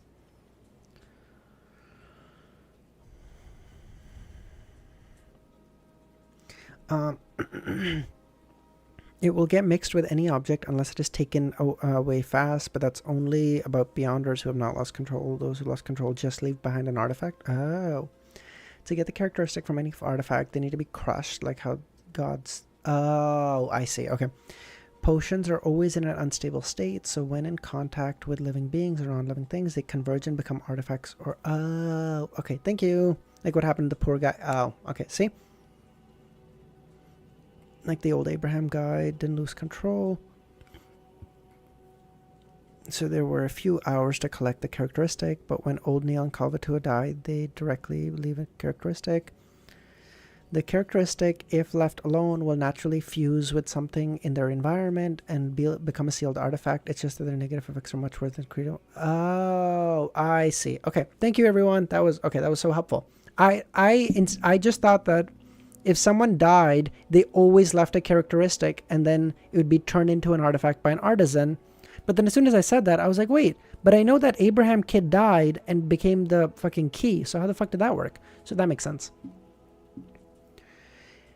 Klein quickly came up with an idea. He could instinctively communicate with the spirit world to receive a revelation without the need to toss a coin. His spiritual intuition told him that doing so wouldn't be too dangerous. After making up his mind, Klein began to clean up the mess and take the opportunity to see what he could find in the elven ruins. He first headed to the corner and picked up the translucent biological poison bottle, screwed the lid back on, and stuffed it into his body. He then turned around to find the iron cigar case that was half hidden beneath the slushy remains of Kalvatua. I thought it had been swallowed up by Kalvatua and corroded into dredges. I love how this fucking cigar case has survived longer than like mid-sequence Beyonders. This bitch just keeps surviving everything. Love it. Because he had been slowly feeling numb from the disregarded electrical currents, he raised his right hand, allowing the iron cigar case to slowly float in the air before landing in his palm. Klein glanced around and saw that the surface of the iron cigar case was covered with corrosion marks. However, it was still barely usable. As for the other items, they were sucked away by the seawater whirlpool back then, and there were no signs of them. Okay. The aura of the grey fog made Kalvatua uncomfortable, so it vomited it out right away.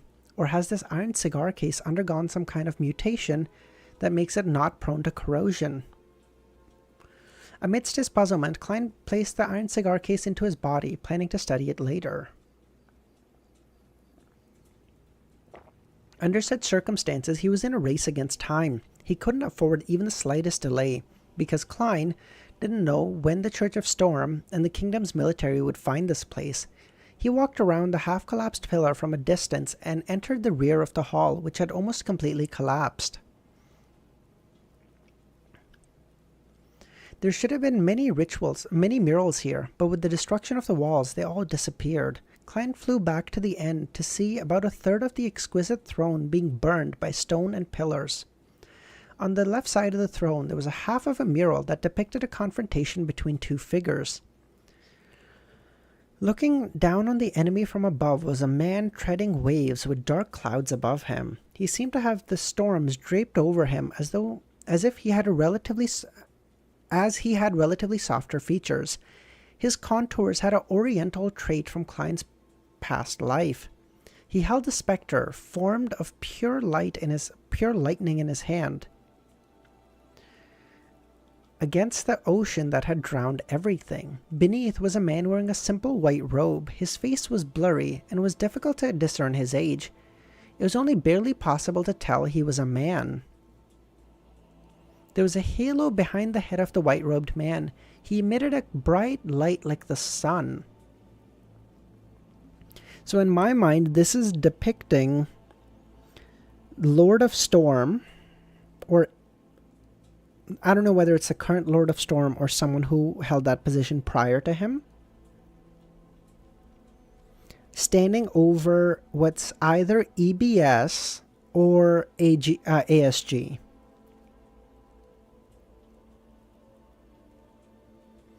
Beneath his feet was an illusory circle with 12 segments. Each segment had symbols representing different times. Now the time makes me think the Amon family. That's interesting.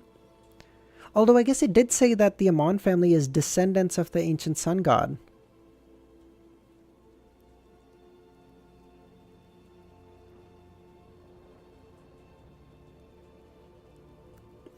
Wait a minute. Wait. Hold on. Okay, fuck. God damn it. I'm gonna spend so much time on this chapter. Piece of shit. Fine. Okay. No. Okay. Let's say my theory...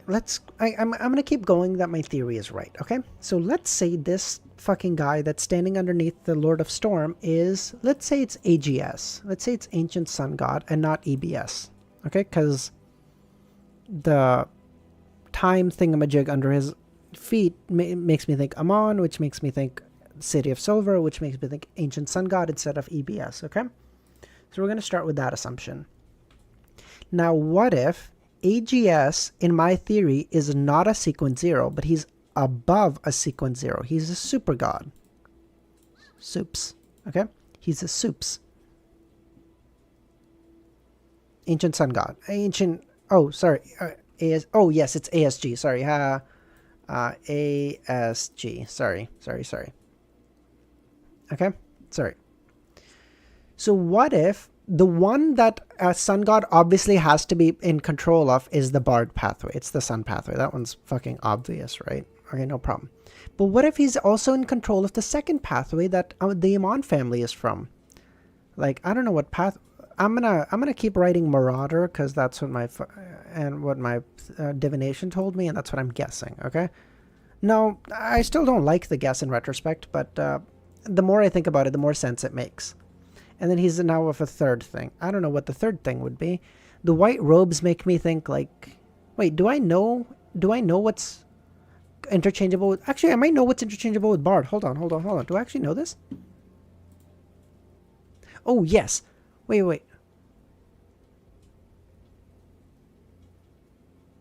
No, how does Sailor work? No. No, this crushes my theory. Fuck you. No. Fuck. How does it exchange with Sailor? Well, okay. What if Klein is wrong? What if it's not Sailor? What if, hear me out, okay? What if it's not Sailor? What if it's Bard and Reader? Reader makes sense because he has that white rope, which is like some old-timey wearing, old-timey fucking Aristotle wearing clothes bullshit, okay? Reader. Fuck. If it's not Marauder, then... Oh, how does...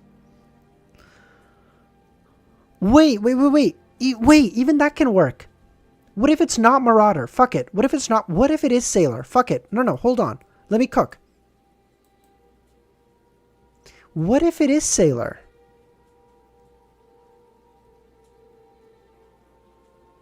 Hold. Or, no, wait. Oh, wait, hold on. Hold. What if my theory is wrong? What if it's not limited to 3? What if it's limited to 4 or 5? Because Nightwalker just said Secret Suppliant is also exchangeable.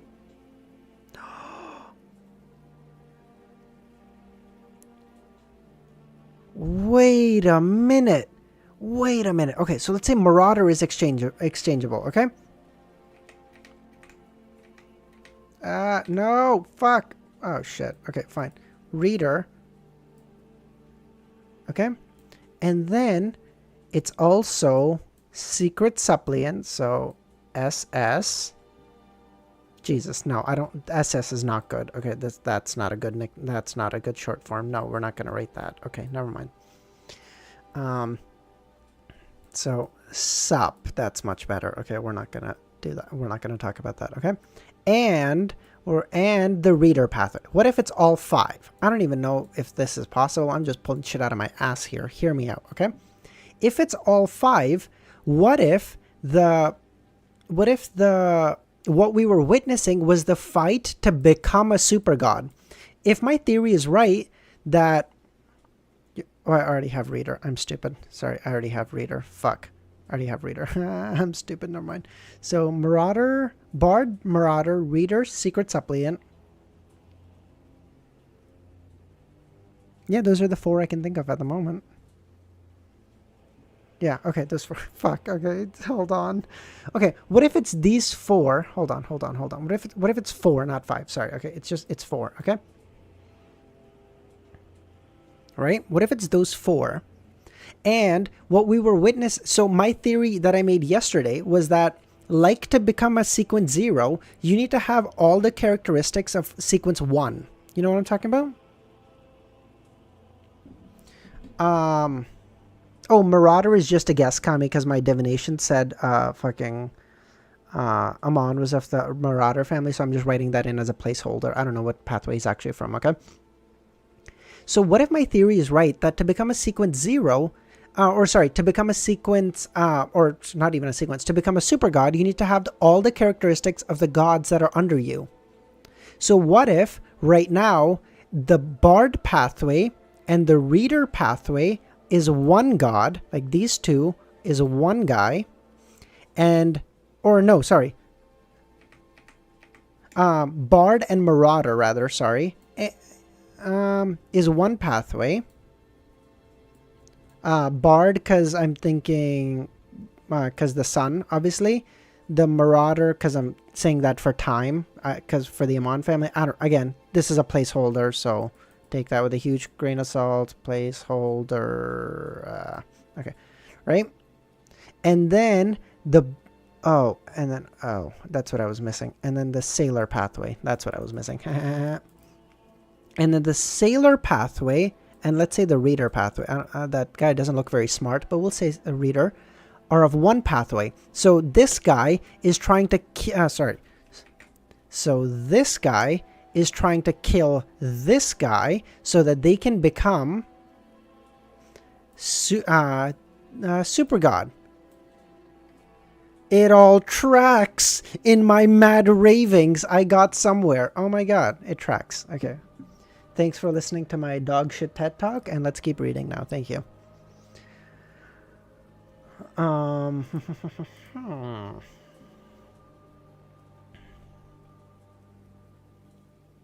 Church of Wisdom had control of Reader and Storm has Sailor. Yeah? Fuck, I don't even know what that's referencing, dude. I don't know. Okay. I'm so hungry. Beneath him was that. Relying on a solid foundation in mysticism and rich knowledge from many sources, Klein made an interpretation. Fuck, I should have read his interpretation so much earlier before I made my own bullshit. Fuck. Waves, storms, dark clouds, lightning. This should be the ancient god, Elf King Sonya Theorem. Indeed, he's just like the legends. The ancient Lord of Storm doesn't give off any irascible vibes, and his looks are surprisingly good. This mural is an elven ruin, so it's normal for them to beautify their own deity. The sun-like halo and the 12 circular segments symbolize time.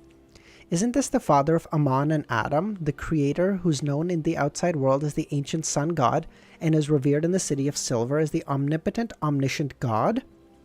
There's a shadow curtain behind him, and it hides an eye. Yes, one of the images of the true creator is the eye behind the shadow curtains. Okay. Is Klein now implying that the omniscient, omnipotent God is the same as the true creator? Is that what I'm hearing?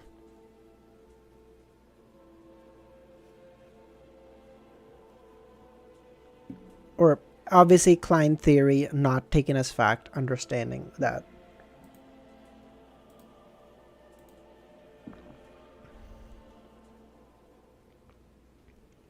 He's saying he has the same symbol, yeah, but that means... As expected, this is the creator who took back the ancient god's authorities with the 8 kings of angels following him. This is the mural.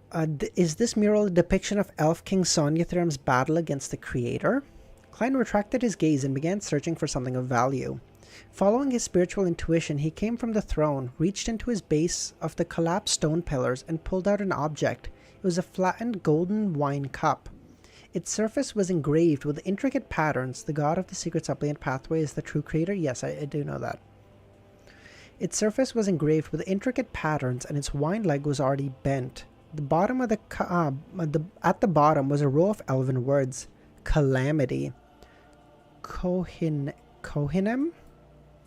I don't know. Is this an English word? No, that is not a word. Sorry. That is something... The original owner of this rune is a high elf named Kohinem. Or did he, or should I say he, has the title of Calamity. It matches the Book of Calamity that Letitia and company found. Both runes should belong to the high elf Kohinem. And there should be some kind of miraculous connection between them. Unfortunately, this golden wine cup is just a simple wine cup. It carries a bit of spirituality simply because it's inscribed with the name of the true high elf. If Kohinem hadn't fallen, just a real name would imbue the wine cup with extraordinary powers. What a pity. Klein initially judged that Kohinem was completely dead because the sea god Kalvatua had inherited his powers. Actually, if you remember the creator myth of the City of Silver, there's a clue in it. Is that just the creator myth that I've heard of? Like, that, you know, the eyes became one thing, the fucking whatever. Is that the myth you're referring to? Because I'm sure there's clues in it, but I've read it 18 times and I can't get anything out of it. Just seems like regular fucking... religious bullshit that I'm reading. A different one? There's a different creation. However, Klein couldn't be too sure, because despite it being hundreds or thousands of years later, the Book of Calamity still had the quality of driving Letitia, a Beyonder whose sequence wasn't too low to lose control. Furthermore, it doesn't seem like the sea god Kalvatua was capable of something like this. Could the high elf Kohinem have the ability to split his Beyonder characteristic? Kalvatua only inherited a portion. Most of the remaining characteristic is the source of the Book of Calamity's unique quality. Kohinem is dead, but hasn't completely perished. Okay, let me just copy all of that into my notes really quickly, and then I'll probably have more by the end, I'm sure. Oh my god, Klein gets a sealed artifact grade 1 level of... with a grade 1 level for his for the Tarot Club. This is based. Oh my god. My fucking notes. My fucking notes are 38 pages now just for the lore section.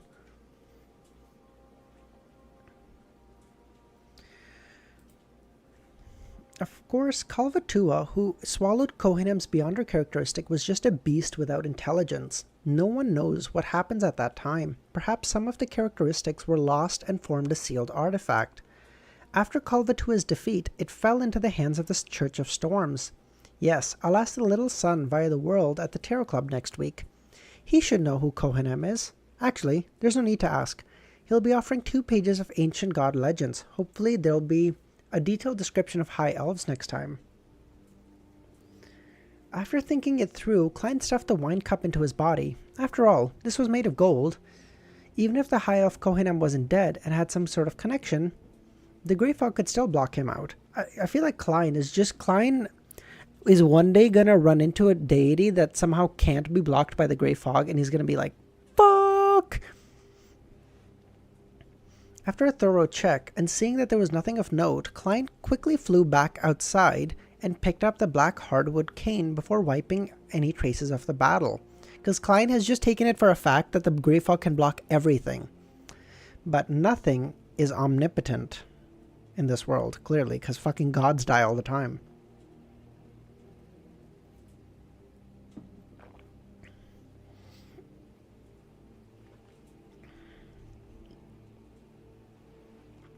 He then took out a paper figurine and with a casual shake threw it into the seawater, causing it to turn foggy before reducing to dust. The earlier parts can be interfered with, but I won't have the opportunity or time for the rest. Luckily, I'm now disguised as the Black Emperor. As for the remains of Kalvatua, his flesh no longer have any value. His bones are too heavy, and it might affect my ability to wield the Sea God's scepter. With the help of cogitation, Klein stabilized his state and quickly flew towards the white bone staff on the half-collapsed pillar. Again, the sounds of the illusory pleas filled his ears. Either pious, crying, fanatic, or numbed worshippers filled his vision, and the throbbing dizziness became more and more intense. Relying on his rich experience and spirit body reinforcement from the Black Emperor card and Azek's whistle, Klein managed to hold on until he arrived at the scepter. He extended his right hand, grabbed the middle section of the white bone spectre. As soon as the two made contact, the scene before Klein's eyes became clear, and the buzzing sounds around him instantly became real. He saw the bald, wheelchair-bound rebel collapse to the ground, struggling to reach the shattered figurine of Kalvatua, chanting his honorific name over and over. His eyes filled with despair. He saw Edmonton, with his blue sea serpent tattoo, prostrating himself in front of another Kalvatua figurine, which was strangely bleeding, constantly knocking his head against the ground, creating a bloody mess. In the slums, he saw believers hiding in their homes, weeping and praying numbly.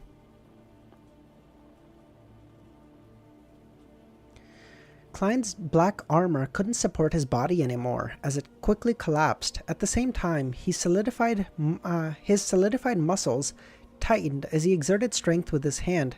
Amidst the layers of resonating prayer and numerous clear scenes, he pulled out the scepter that symbolized the sea god's authority.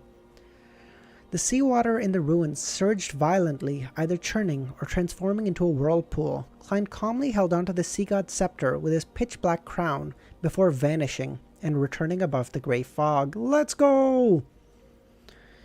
Wait, so now Klein, especially not right now because he obviously can't use it. But once Klein becomes a demigod and is able to use the scepter, he would be like unbelievably powerful at sea, huh? He might be more powerful at sea at that point than on land, depending on obviously what artifacts he gets for the land, obviously, or just.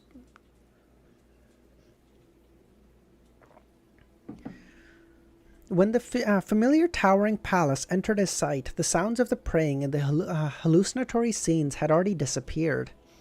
Sitting on the high-backed chair that belonged to the fool, Klein lifted his right hand and examined the sea god scepter, inlaid with blue gems and stained with some darkness and the light of dawn.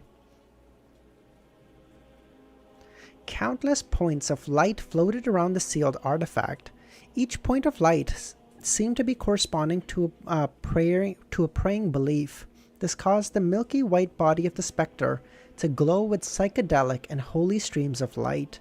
At this moment, Klein felt like this scepter was the true body of a sea god. Yay, we made it! All the way to the end.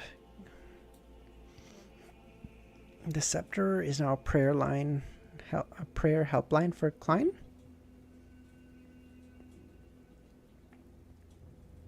Oh, I see. Nightwalker just hexed me. I almost died choking on my food. Please get rid of the curse. Okay, let's check out the art really quickly, and then I am gonna go. I have to eat. I'm so hungry.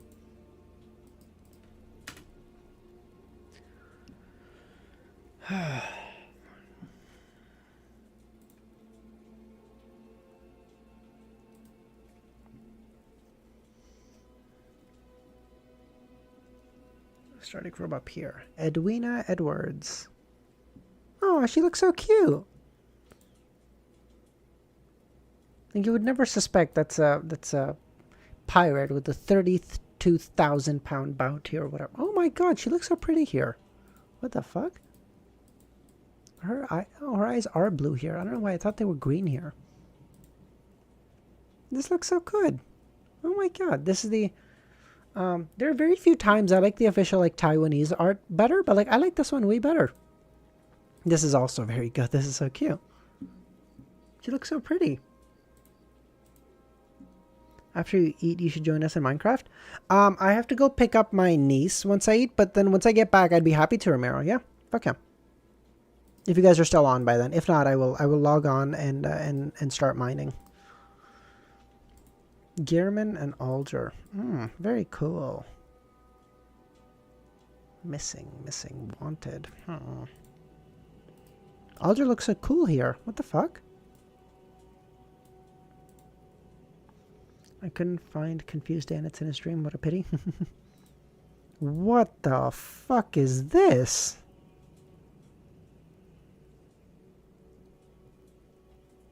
What am I witnessing? What am I mean, the art looks nice, but what the fuck is this? Why is he...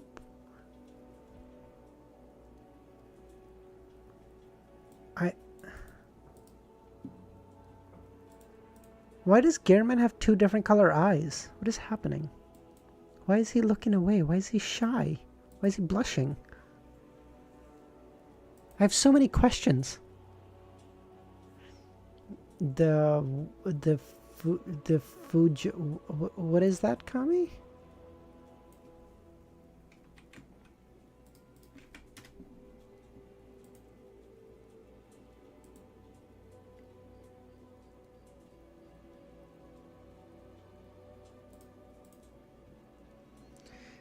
Just some Alger art in general. This looks very cool. Oh, I see. Oh, this is so nice. Oh my god, I love that. He looks so good here. This is nice too. This is nice too, but where's his scruffy beard, man? That was like that's one of his key things. He needs a scruffy beard. What's up with this? And biting yourself up, Alger. You're gonna get sick. God, get it together. That looks nice. Seriously, he's gonna get sick so quickly. He needs to button up. Amateur hour.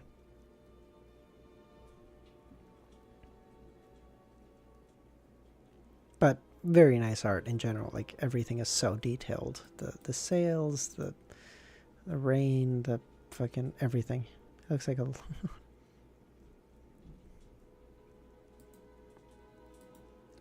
this is also cool. It's very small, but it looks very good.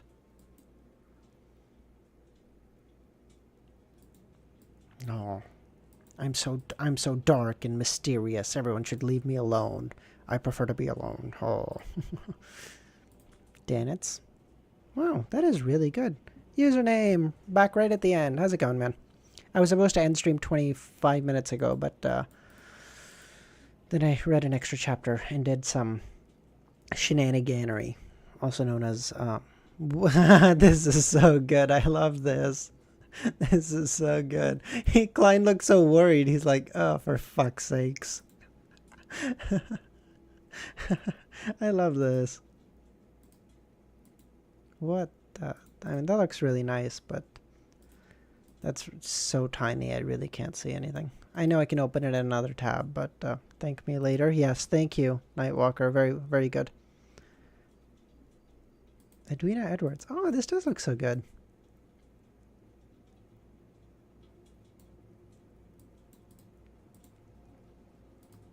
Also Edwina? Oh my god. She looks way too young here to be a pirate of her caliber.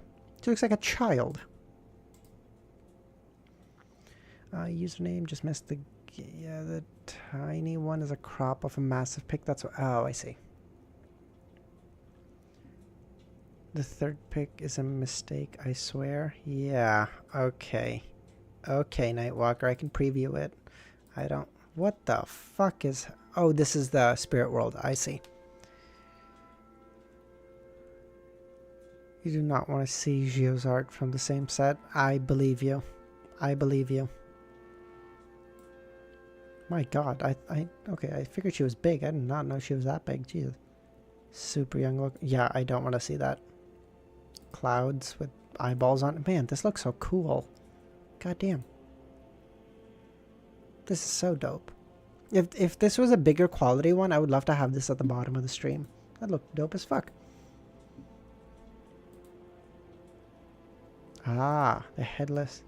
Test if Mexican is censored. Test if cartel is censored.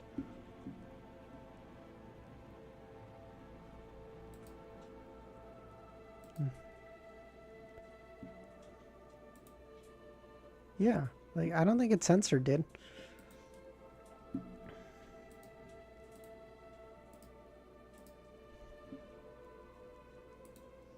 Funky cartel from Mexico. Okay. This is really well done though. My god, that looks scary as fuck. And it shows just how small Klein looks in comparison. What the fuck is this though? Like, do we ever figure out what the fuck this is? Okay, yeah, I don't need to see that. See God, Jesus Christ, that is... What the fuck? You dumb bitch. You're dead now. Haha, get fucked. The scepter. That's just a fish. The scepter. Oh my god, that looks so cool. Oh my god, Klein has this next to him now? Oh my god, he's really putting in the imagery of him being a fucking god. That's just Sarah. She works accounting.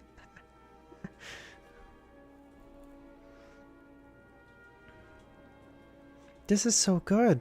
Klein having this next to him? My god, he actually looks like he'd actually be of God. Forehead for 4 times the drama. This is so cool. Oh, when they were doing that, when they were meeting for the first time, doing that tarot card pulling shit, whatever. Oh, this looks very good too, but I assume that's Kid Algers. That's cool. The water looks beautiful. Holy crap baskets. Realistically, he couldn't put his foot there. That brick on top is not supported at all. It would fly over immediately. As soon as he put any weight through his foot here, that brick would just fall over. But in general, very cool. Am I that pedantic and annoying? Yes. This is also very cool. My god, Alger looks built as fuck in this one. My god, Alger's generally skinny, but he looks built as fuck here. Just appreciation. Shut up, Khaled, okay? Don't have what to do. Blech. This does look very good, though. See? Like, okay. Oh, acceptable amount of open shirt. No problem. This bullshit, on the other hand, this motherfucker's getting sick on the sea right away. This motherfucker. All right, that's it. We're gonna leave it there. Oh, actually, let me change the title so that I remember for future. 549. Doubt, I beg. What? What? Did I send female Alger art? Oh, for God's sakes. Yeah, definitely don't do that. Jesus Christ, no. Okay, thank you, everyone. I'm going to go now. I'll see you guys in the evening for another stream. What time? I'll give you guys a heads up on Discord. If you're not on the Discord, consider joining. Link in the description. I'll see you guys, and we'll get up to like 460-ish. All right, that's it. See you guys.